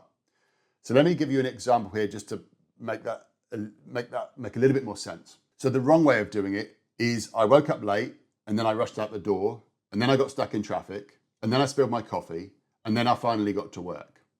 So that's using the and then, which that's what you don't want to do. Instead, what you want to do is something like this. So, do you know what? I woke up late, which meant that I was already behind schedule. But then, just when I thought things couldn't get any worse, I spilled coffee all over my shirt. And that's when I realized that I needed to slow down and reset my morning routine. By using that sort of cause and effect language, you make your story flow naturally rather than feeling like just a disconnected list of events. So avoid the and then syndrome, and instead use the which meant that. But then, that's when I realized, things like that. Also, you want to avoid those unnecessary details. So, let me give you an example. So you don't want to say like, yeah, so my friend's friend, I think that his name is Dave. He lives in Sydney. He's got a dog. I can't quite remember the dog's name. Like, that's what you don't want to do. You just go, a friend of mine told me a story about. So take out all of the unnecessary information. It just bores people. If anything, just think of this. Less is more. If it doesn't add to the message, if it doesn't add to the story, then take it out. So let me share some examples of some really simple stories for you. I'm going to make these as short as possible, purely for the purposes of this program. You might want to elaborate slightly on things like this. But let's take a networking event, for example. So the hook could be, do you know what? I was at a networking event last month for young professionals, and I had a conversation that completely changed my perspective on the industry. So that's right, so I've created a hook. Then I'm going to introduce a challenge. But do you know what? It caused me to reconsider my current project's direction, which meant reevaluating months of work and making a tough decision. Do I stick with comfort or do I step into the unknown? So notice how I introduce a challenge, and then we've got the outcome. So we chose innovation. We pivoted the project. We ended up forming an incredible new partnership. And the reason that I tell you this is to emphasize the power of staying open to new perspectives. Sometimes one conversation can change absolutely everything. So hopefully you saw how that worked. Let me do another one. This time I'm not going to break it down as to hook, challenge, outcome, message. I just want you to just listen and see if you hear it. So I was driving down a narrow country road the other day, enjoying the scenery and the warm sun through the windscreen, when all of a sudden a chicken ran into the road, which meant that I had to slam on the brakes and swerve into a field, narrowly avoiding the chicken and a wooden gate. Now, the chicken was fine, totally unfazed, but it left me thinking, is this some kind of joke? Now, the reason I tell you this story, and I hope you appreciate it's my shit joke, but the reason that I tell you this story is that sometimes life throws unexpected things our way. It's how we react that makes the difference. So I'm hoping that you noticed the elements there, the hook, the challenge, and the outcome. And I know that I tried to be funny and probably failed miserably, but I entertained myself. So today's challenge is I want you to think of 3 situations from your life that could become really simple stories. It's always good to work on stories ahead of time. Now, I want you to think one of these must be something that happened within the last 7 days so that it becomes a very recent story.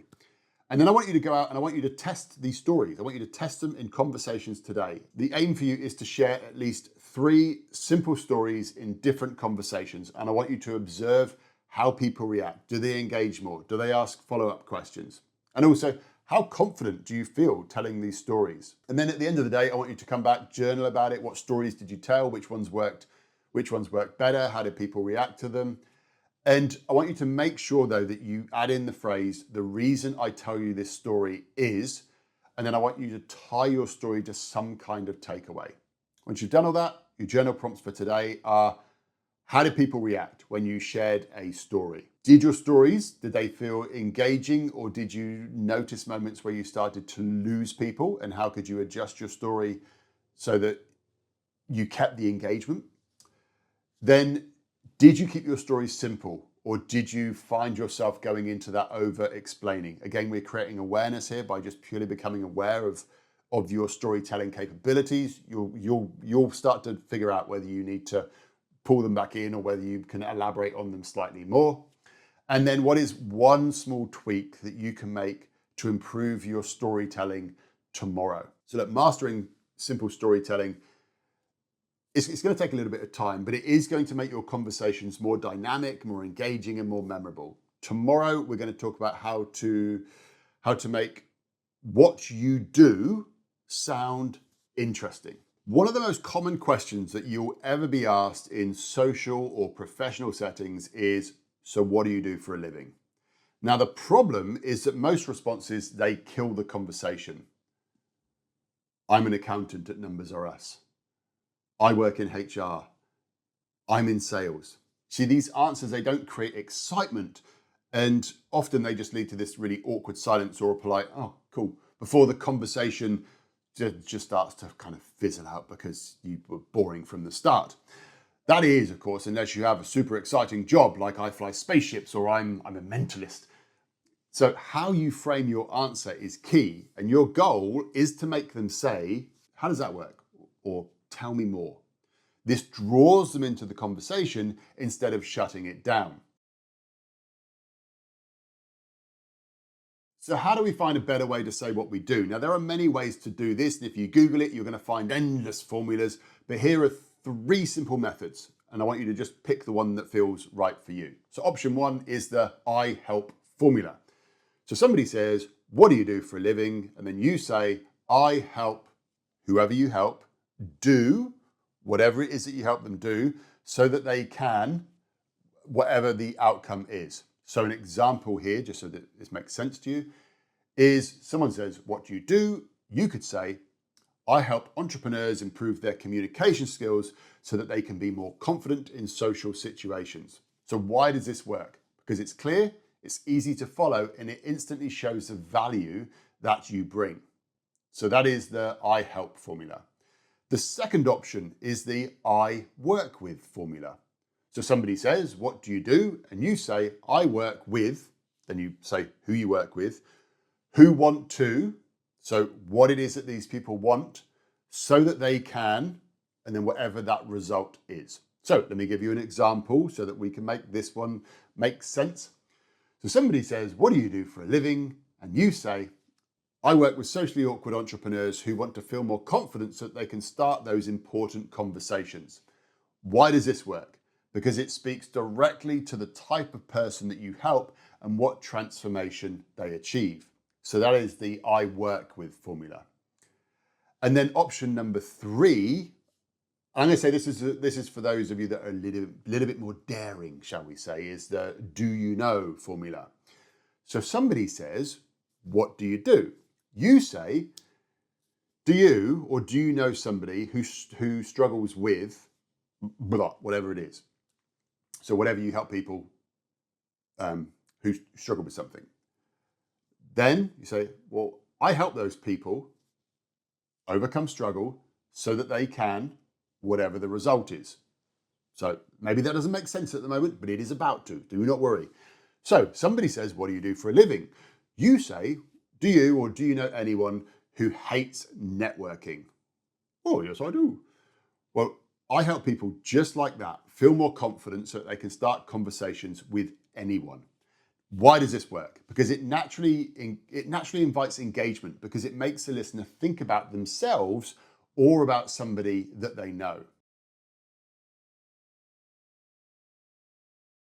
Okay, so into today's challenge, I've just given you 3 different ways to introduce what you do. I want you to choose the one that feels most natural to you, and using the worksheet, I want you to fill it out so that you create this new way of introducing what it is that you do for a living. Now, a word of warning here. When you the first few times that you try this, your brain is going to scream at you and try to go back to the default, usual, safe answer that you give. When you say this thing for the first few times, it might feel awkward. You might find yourself hesitating, but please, please stick with this. The more that you practice this, the more natural it's going to feel, and confidence, it comes from that repetition. So I want you to start and lead conversations towards that people asking about what you do for a living. So if it doesn't happen naturally, just try and guide it that way. You can do this by asking them, what do you do for a living? And they should ask it back. When they then ask you what you do, I want you to use one of those formulas from above. And I want you to observe how people react. Do they ask follow-up questions? Do they seem more interested? Does it create more conversation? So the first part of this is to sit down for a few minutes and craft out. You can even craft out 2 or 3 options so that you can play around with this if you want to, see which one feels most comfortable for you. Then go out there and give it a try. Once you're done, come back, and in your journal, I want you to write down or reflect upon which formula felt the most natural for you. So which one did you go for? Maybe you even tried 2, maybe you tried all 3. Maybe you've got so much confidence now after how many days are we on? 22 days that you're willing to try everything now. But then also, did you notice a difference in how people engaged with you when you used one of these ways of explaining what you did for a living? At any point, did you find yourself defaulting back to your usual default response? And if you did, how can you make the new habit stick? What can you do in the future so that you don't default back to that? And what is one tweak? What is one thing that you can start to do tomorrow that's going to refine your response of when somebody asks, what do you do for a living, that you create this captivating and interesting reply back to that person? By mastering how you introduce what you do, you're going to make conversations much more interesting right from the outset. You're going to help those conversations flow much more effortlessly, and it's going to create instant interest. In tomorrow's session, we're going to dive into the secrets of charisma. It's going to be good. We've covered a lot. Over the past 3 weeks, we've looked at building confidence, mastering conversations, and learning powerful communication tools. Today, we're making charisma simple for you to understand, because we've all met somebody who just radiates charisma, or we've seen people on TV who just command attention in an effortless way. But what actually makes somebody charismatic? At its core, charisma comes down to this simple formula: confidence plus comfort. So charisma equals confidence plus comfort. The more confident and comfortable you are, the more naturally charismatic you will become. So charisma isn't a one-size-fits-all. There are different flavors, so to speak, of charisma. You've got the showbiz celebrity, high energy, entertaining, captivating. You've got the warm, caring leader who is kind, inviting, and trustworthy. And you've got that magnetic presence, someone who owns a room just by being in it. Now, in the book, The Charisma Myth by Olivia Fox-Cabane, charisma is broken down into 3 key traits, and they are power, presence, and warmth. So power being the sense that you can make things happen. Presence is all about your ability to be fully engaged and in the moment. And then warmth is about how approachable and relatable you are. And the good news is that charisma, it is a skill that you can develop. So I'm hoping now that you've realized, or you're starting to realize, that why over the last 3 weeks, I've been giving you challenges that have been designed to, first of all, help you build confidence through action, but also increase your comfort through exposure.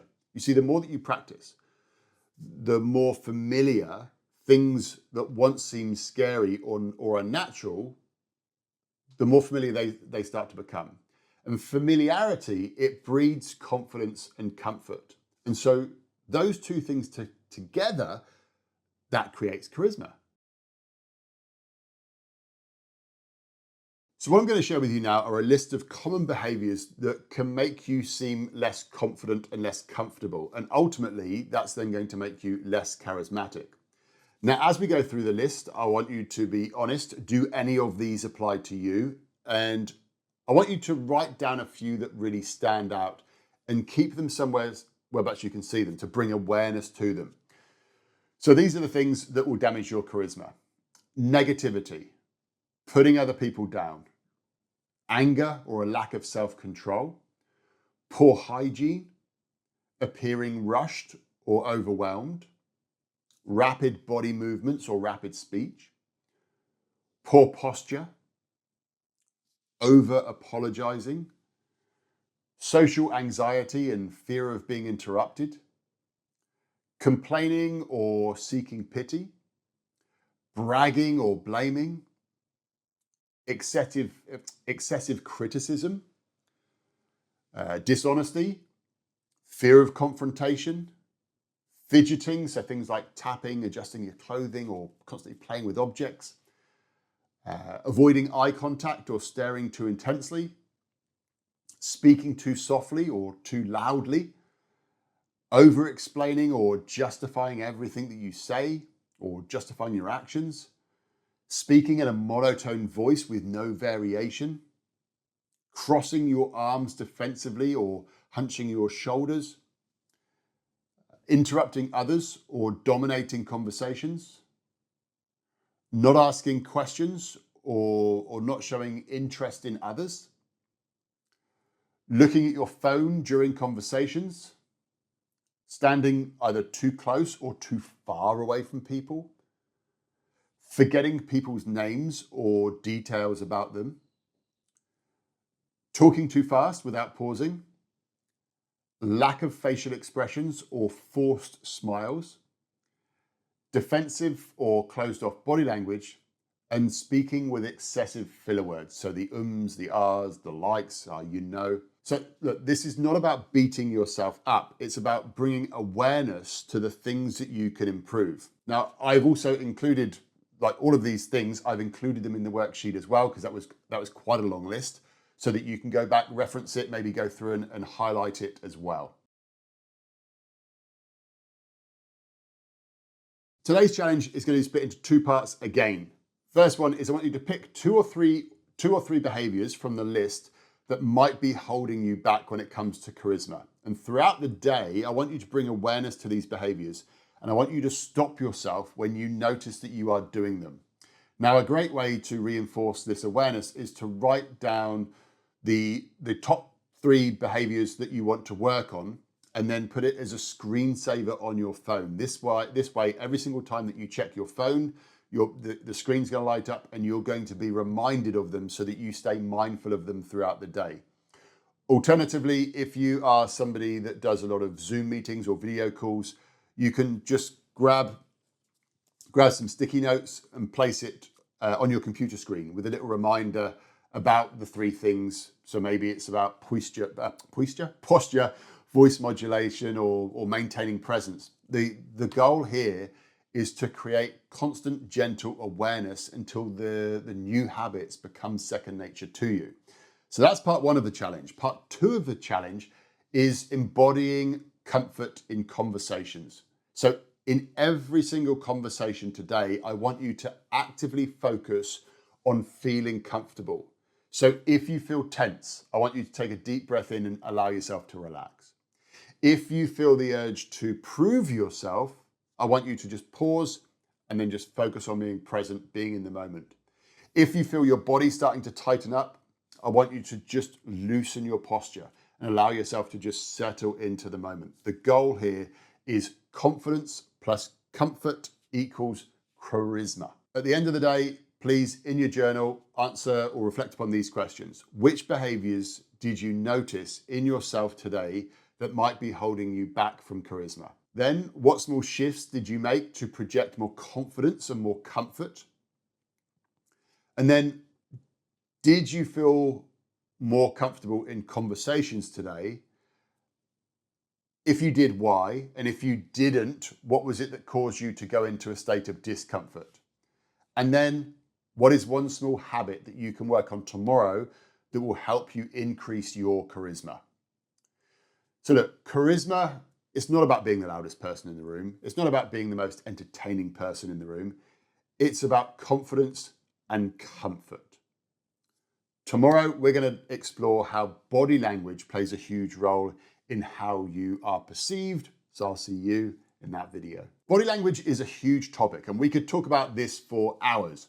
But today, I'm going to simplify it for you into an easy to use framework that will help you create maximum impact. Now, as somebody who works on stage, I know firsthand how powerful body language is when you're trying to create a perception with the audience. And this also works one-on-one as well. You see, body language, not only does it amplify your message, but when you use it effectively, it also changes how you use your voice. You see, a monotone body, so a body that doesn't move much, is going to lead to a monotone voice. So the way that you use your body is directly linked to how you sound. So if you want to sound more dynamic, you need to start using your body language in a more expressive way. See, when you move with purpose, your voice, it naturally follows, becoming more engaging and more varied. Now, you probably heard about the research that was done at UCLA.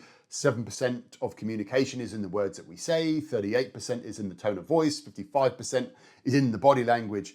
Now, while these numbers, I honestly don't think that they're necessarily particularly accurate, depends upon the situation, there is one thing that they do highlight, one crucial point that they highlight, and that is that non-verbal communication, it really matters. A study was conducted by Vanessa Van Edwards at the Science of People, where she analysed popular TED Talks. And what they found is that the speakers with the most views, they used more gestures and dynamic body language. So when they've done the study, the research showed that the most engaging speakers, they used nearly twice as many hand gestures as the lower ranked speakers, making them appear more charismatic, more confident, and engaging to their audience. So the takeaway from that experiment is that confident, engaging speakers, they don't just rely on their words, they use their entire body to communicate. Instead of overanalyzing every single little movement when it comes to body language, I want you to imagine your body language on a very simple sort of two-axis matrix. So you've got a horizontal axis, which is your body language of open versus closed. So are you open and inviting, or are you being closed off and defensive? Then you've got the vertical axis, which I want you to think of this as your energy. So are you low energy or are you higher energy? Now, we don't want to be high energy all the time because that can wear people out, but we want to move our hands and our gestures up and down on this scale as we're communicating, as we're gesturing. So if we want to make something exciting, yes, we're going to bring our hands up here. If we want to show that we're being really open when we're telling a story, maybe we want to be opening up our body language, bringing our hands more across this sort of navel height, which is going to add more certainty, more confidence in the words that we're saying. But by using this simple axis of open, closed, and then energy up, energy down, it allows us to be more intentional with our gestures. So as well as the axes, I think that's the right word, axis, the two axes that I just shared with you, I also want to share with you five body language techniques that are going to instantly help you look and feel more confident. First one is smiling with your eyes. So a genuine smile, it isn't just about your mouth, a real smile will also reach the eyes. The second thing is to use gestures appropriately. So how much, you might be asking. Now, a simple rule is this. You want to be filling the space that you are in appropriately. So on stage, I'm going to use big, expansive gestures. If I've got 1,000 people in the audience, I'm going to be bigger with my gestures. But if I'm one-on-one with somebody, then I'm going to keep my gestures much smaller and much more intentional. Otherwise, to be honest with you, if I'm crazy with my gestures one-on-one, I look like a crazy person. The third thing is we want to use asymmetrical body language. So imagine two people sitting. One of them is stiff and symmetrical. They look tense. They've got their hands between, they might be sat up straight, but they look tense. So it's stiff and symmetrical. The other is a bit more relaxed. They might be, they're slightly asymmetrical. They look comfortable. Remember that comfort is a big part of charisma. So asymmetrical body language generally makes you look more comfortable than if you sit very symmetrically. Now, just a little bit of a caveat here. When I talk about asymmetry, be careful not to overdo it. There's a big difference between taking up a little bit of space versus dominating space. Confident people, they own their space without overpowering other people. The fourth thing is to move slowly. Confident people, they don't rush. They move with a purpose. If you're constantly fidgeting or shifting or rushing your movements, it signals a nervous energy. And then the fifth and the final thing is a bit of a weird one, but slow down when turning your head. So when somebody calls your name and speaks to you, don't suddenly snap your head around quickly. You want to just turn around very slowly and intentionally. But I also want you to remember with this, you've got to have positive facial expressions, because if you turn around slowly with a deadpan face, it might look robotic, it might look creepy, you might look like you're really annoyed with the other person. So you want to have a smile on your face, but you're just going to turn your head slowly when somebody calls your name. And let me share with you a little bit of a golden rule, and that is to don't force body language. The moment that you force body language, it looks staged. When I do public speaker training with teams and I talk about gestures, they get to this point where they start to do the gestures on purpose. It looks robotic. It looks staged when they try to do it on purpose. Think of it like this. Instead of performing, think of it as giving yourself permission to just be more expressive. If you go back through and you watch all of the videos throughout this course, you'll see that I just allow myself to gesture. I just allow myself to gesture as it sees fit for what it is, whatever it is that I'm talking about. I've just given myself permission to just move my hands as I feel that I need to. So today's challenge is all about bringing attention to your body language. So I want you to be aware. First of all, be aware of your body language throughout the day. And I want you to consciously just start to open up, start to use gestures and start to add some energy when you're having conversations with people. I also want you to use facial expressions. I want you to let your emotions start to just show naturally as you're having conversations, as you're with other people. And the key to this, though, is to experiment. Have a lot of fun with this. Be playful, be curious. What happens if you gesture a bit more? What happens if you do start to play around with your gestures? Do you notice that you start to sound different? Do people start to respond to you differently? So think about this in all of the conversations. Did you feel more open, more expressive? What is it that you changed in order to do that? And then, as a little bit of a bonus thing to just be aware of is, did you notice any body language habits that you need to either stop or that you need to improve upon? And then I want you to come back into your journal and think about this. Did you feel different when you became more expressive with your body language? Did you notice a difference in how people responded to you? And did you find yourself slipping back into that sort of closed off or really low energy or monotone body language?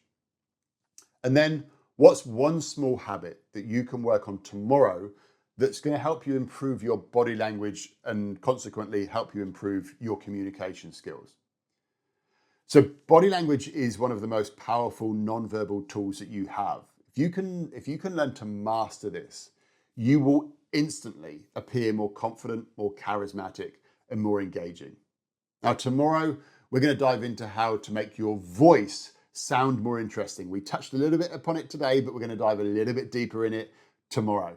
So I'll see you then. All right, this tip today is absolutely huge and it only takes 3 words, but it's going to transform your communication. Are you ready?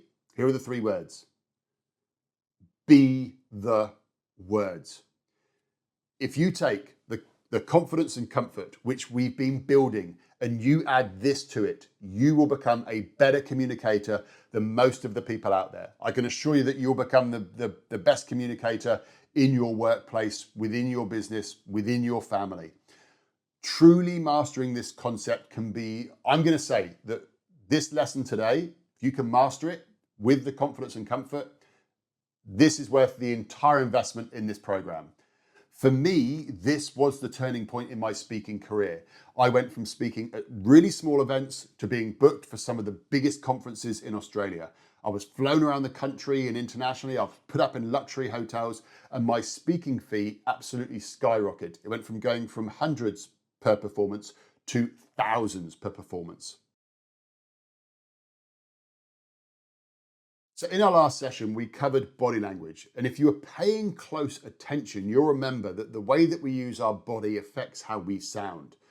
Your voice isn't just about the words, it's about how you bring those words to life.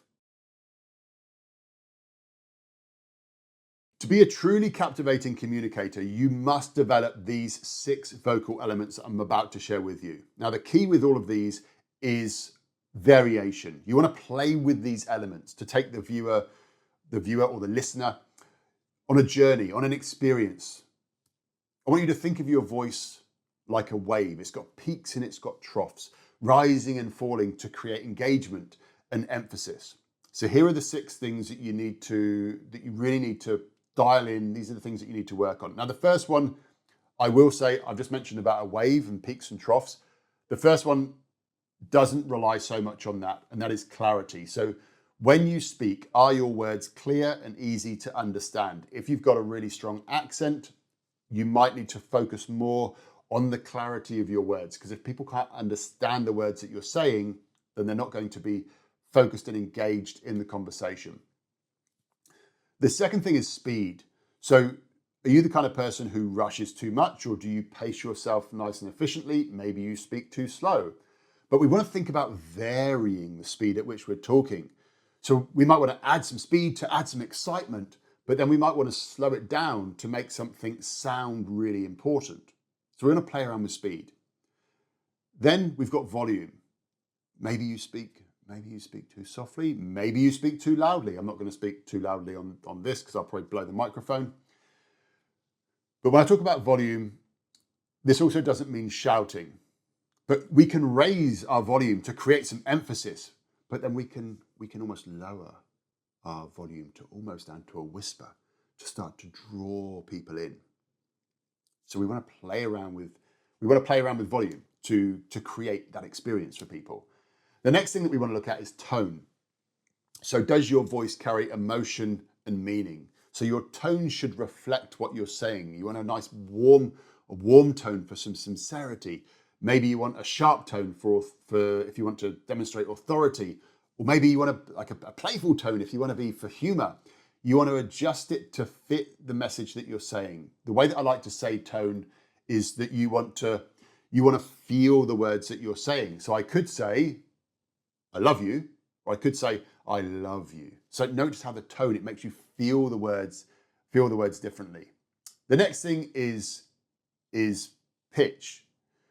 You want to vary the pitch to make it sound interesting. So raising your pitch that can create some sort of excitement, while lowering the pitch, it can add some seriousness, or maybe some intensity, or maybe some authority when you lower that pitch. But you really want to avoid staying at one pitch for too long, as it can start to make you sound really monotone. So you really want to play around with that pitch. As I say, higher pitch for creating excitement, and lower pitch when you want to create that command style language. And then the final thing is the pause. We want to be using silence effectively to emphasize key points.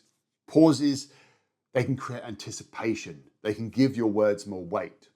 A well-placed pause before or after an important statement, it can make it really stick with the person who you're speaking to. Or if you're speaking on stage, it can really make that message stick with the audience. So a well-placed pause builds anticipation, and it gives a lot of weight to your message. One thing that I will say here, Some people, they use the pause too much and then it just becomes like a really annoying thing that some people do in a conversation. I think I made my point with that. Don't be as annoying as I am. So if you want to see vocal mastery in action, and I think we run the risk of, let me have a look. Yeah, we do run the risk of this video going slightly over, but I think it's important. This one lesson is really important for you to get it. So I want you to see vocal mastery in action. So here are two contrasting examples. I'm going to show you a bit of a clip of Kevin Hart. Kevin Hart, he injects energy into every single word.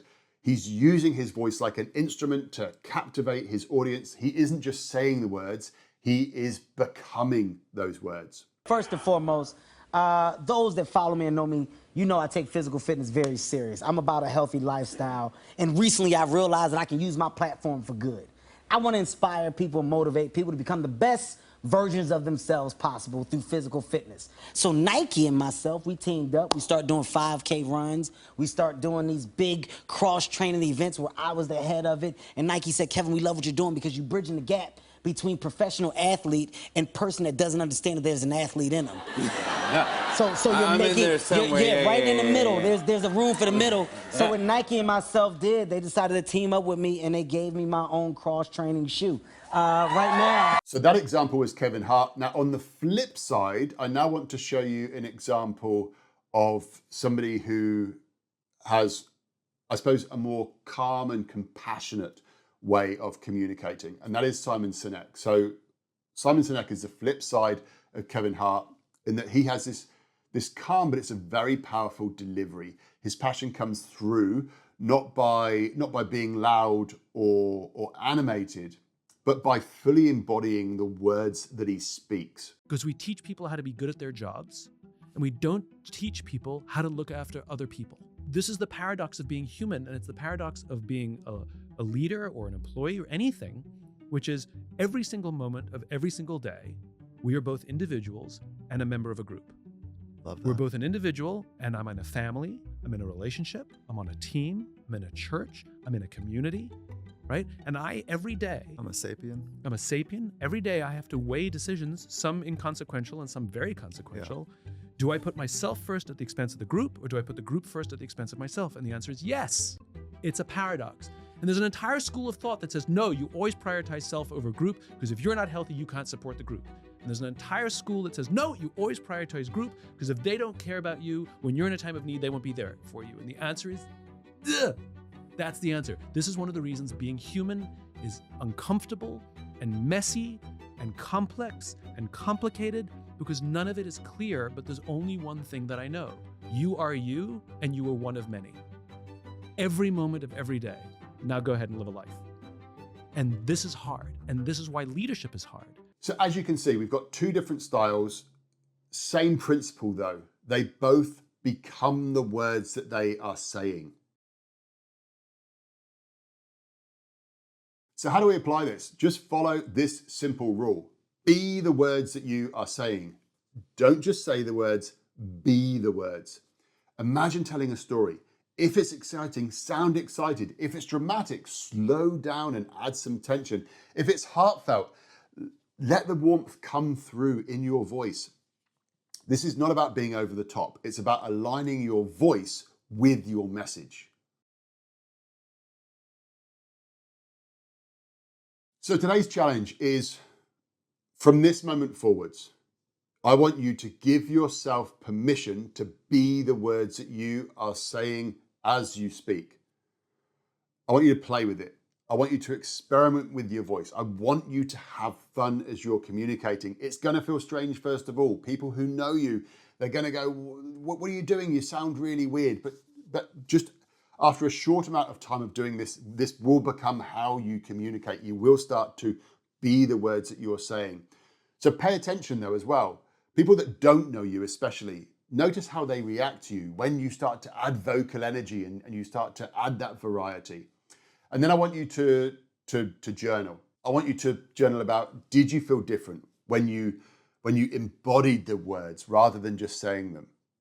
Also, did you notice a difference in how people responded to you? And which vocal elements, the clarity, the speed, the volume, the tone, the pitch, the pause, which ones of those do you need to work on the most? And what's one small habit that you can work on tomorrow that's going to help you improve your vocal delivery? So the way that you deliver your words is just as important as the words themselves. Tomorrow, we're going to explore a conversational recipe that makes any interaction more engaging. So we are almost at the final day, but before we get to the end, before we wrap up, I want to share with you something that is incredibly powerful. So after over a decade of performing on stages around the world, I've emceed conferences, and because of that, I've got to watch hundreds of world-class speakers. I think that I might have discovered the secret to impactful communication. And today, I'm going to share that with you. So this all started when I was presenting at an event as an opening speaker. So after it was a conference, I'd opened things up. After I finished, somebody approached me and they said, I'm on stage a little bit later on today and I'm a little bit nervous. Do you have any public speaking tips for me? Now, in the moment, I shared a few quick ideas, but that one question, it really stuck with me and it really got me thinking. Made me think, if I had to teach someone how to be an impactful communicator in, let's say, 10 minutes, what would I tell them? And that is how this simple 3-part recipe was born. I started to watch all the speakers that I was working with, watching them on stage, and where there's some common things that they are all doing that really helped them set themselves apart. What was it that they were doing that made them world class? And that's what I'm going to share with you.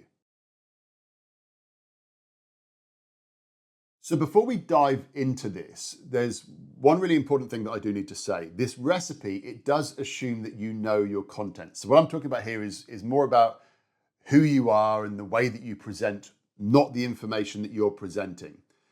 So your first job is obviously to always be prepared. You've got to know what you're talking about. Once you have that foundation, then this recipe, it's going to elevate your delivery to the next level. Now, just like all great things come in threes, as does this formula. So it's 3 simple things: confidence, energy, and contrast.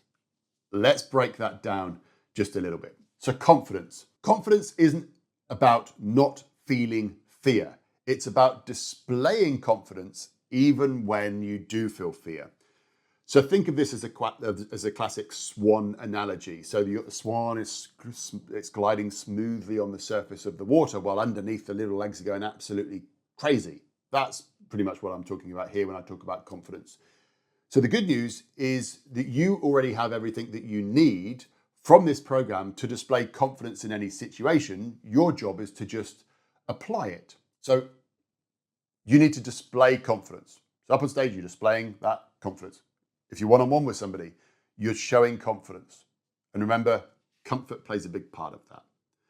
So the second thing is energy. Now, let me add a few extra words here as well, because energy doesn't mean bouncing off of the walls like you've had 3 cans of some sort of energy drink.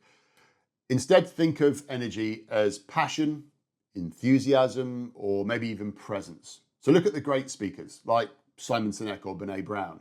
They don't rush or shout, but their passion, it makes them magnetic. So a simple rule that I give to every coaching client is turn your energy up by 2. We often think that we're being energetic, but in reality, we're probably still a little bit flat. So just dial it up. That energy, that passion, however your enthusiasm, however you want to describe it, just dial it up by 2 and see how you go. So ask yourself before any interaction, how can I add more energy? How can I add more passion? How can I add more enthusiasm to this? And then the third part is around the contrast side of things. So contrast is about creating moments so that the listener's brain stays engaged. So I've talked a lot about the brain over this program, but our brains, they are wired to look for ways to save energy. And one way that they do this is by predicting what's coming next. The moment that you become predictable, people's brains, they'll start to switch off. So by adding contrast, it helps keeps attention. By constantly changing things up, you can keep grabbing people's focus. So here's a few ways in which you can do it. So you can use vocal contrast. You can change your tone, your volume, or your pace.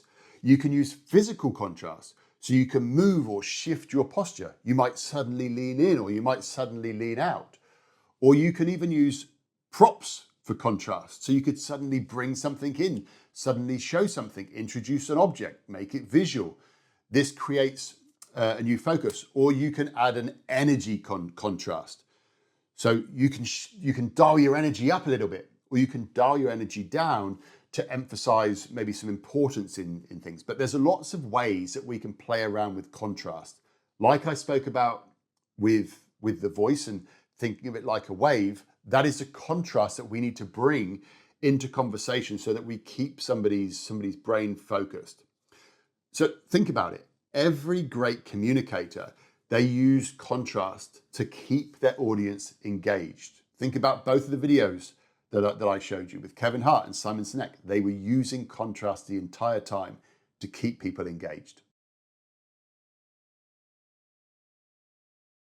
So the challenge today is before every single conversation, meeting, telephone call, I want you to set your intent.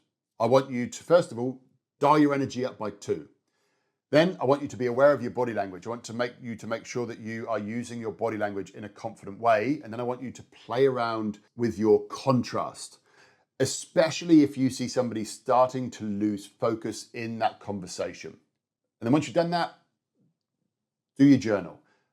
And these are the questions that I want you to reflect upon today. First of all, which part of the communication recipe do you already do naturally? Then I want you to think about which part of the conversation recipe do you need to work on the most? Is it on your confidence? Is it on your energy?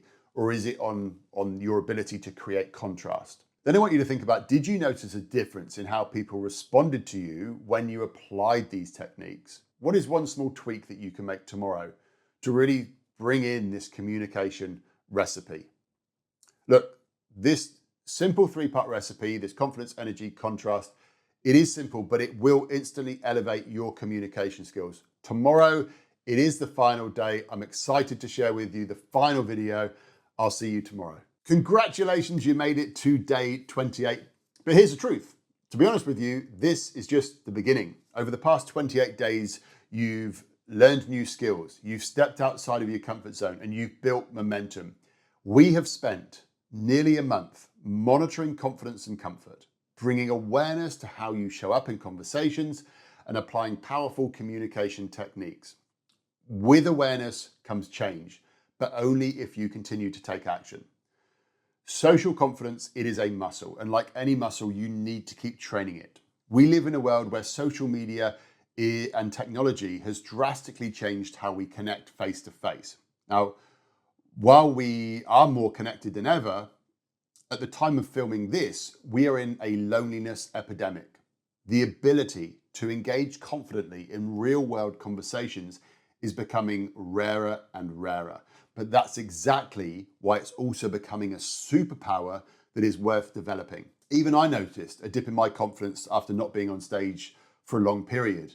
The good news is that it comes back with practice. So today we're going to create a 21-day social confidence blueprint, and we're going to reflect with a final questionnaire. Now, please don't skip this. This step is absolutely crucial in solidifying what you have learned and setting yourself up for continued success.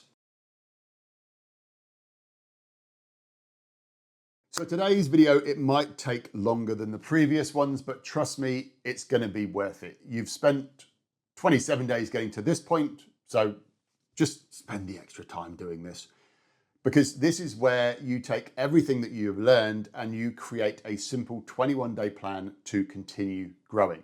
So the instructions are: grab your journal and take time answering these prompts. And you're going to pause You're going to need to pause the video as you go through this, but I want you to make sure that you complete each one before you move on. Now, after completing your responses, I want you to put them somewhere whereabouts you will see them daily. So here we go. And as I say, please answer every single question before you move on. Question number 1. How do you want to be seen by others? And I want you to do this by choosing 3 words. 3 words, like we did back at the beginning, but 3 words of how you want to be seen by others. The next question is, what has your biggest learning been over the past 28 days? Next question. My biggest win over the last 28 days was. Next question. My biggest struggle over the last 28 days was. Next question. And the way that my ideal self would deal with that struggle is. Next question. In the next 21 days, I want to feel. Next question. For the next 21 days, my number 1 focus needs to be.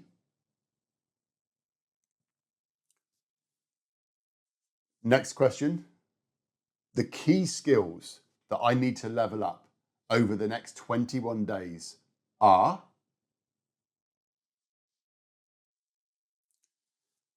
Next, to level up my confidence and charisma, I will start doing and I will stop doing. So with this, I want you to write down 2 or 3 things that you're going to start doing and 2 or 3 things that you're going to stop doing.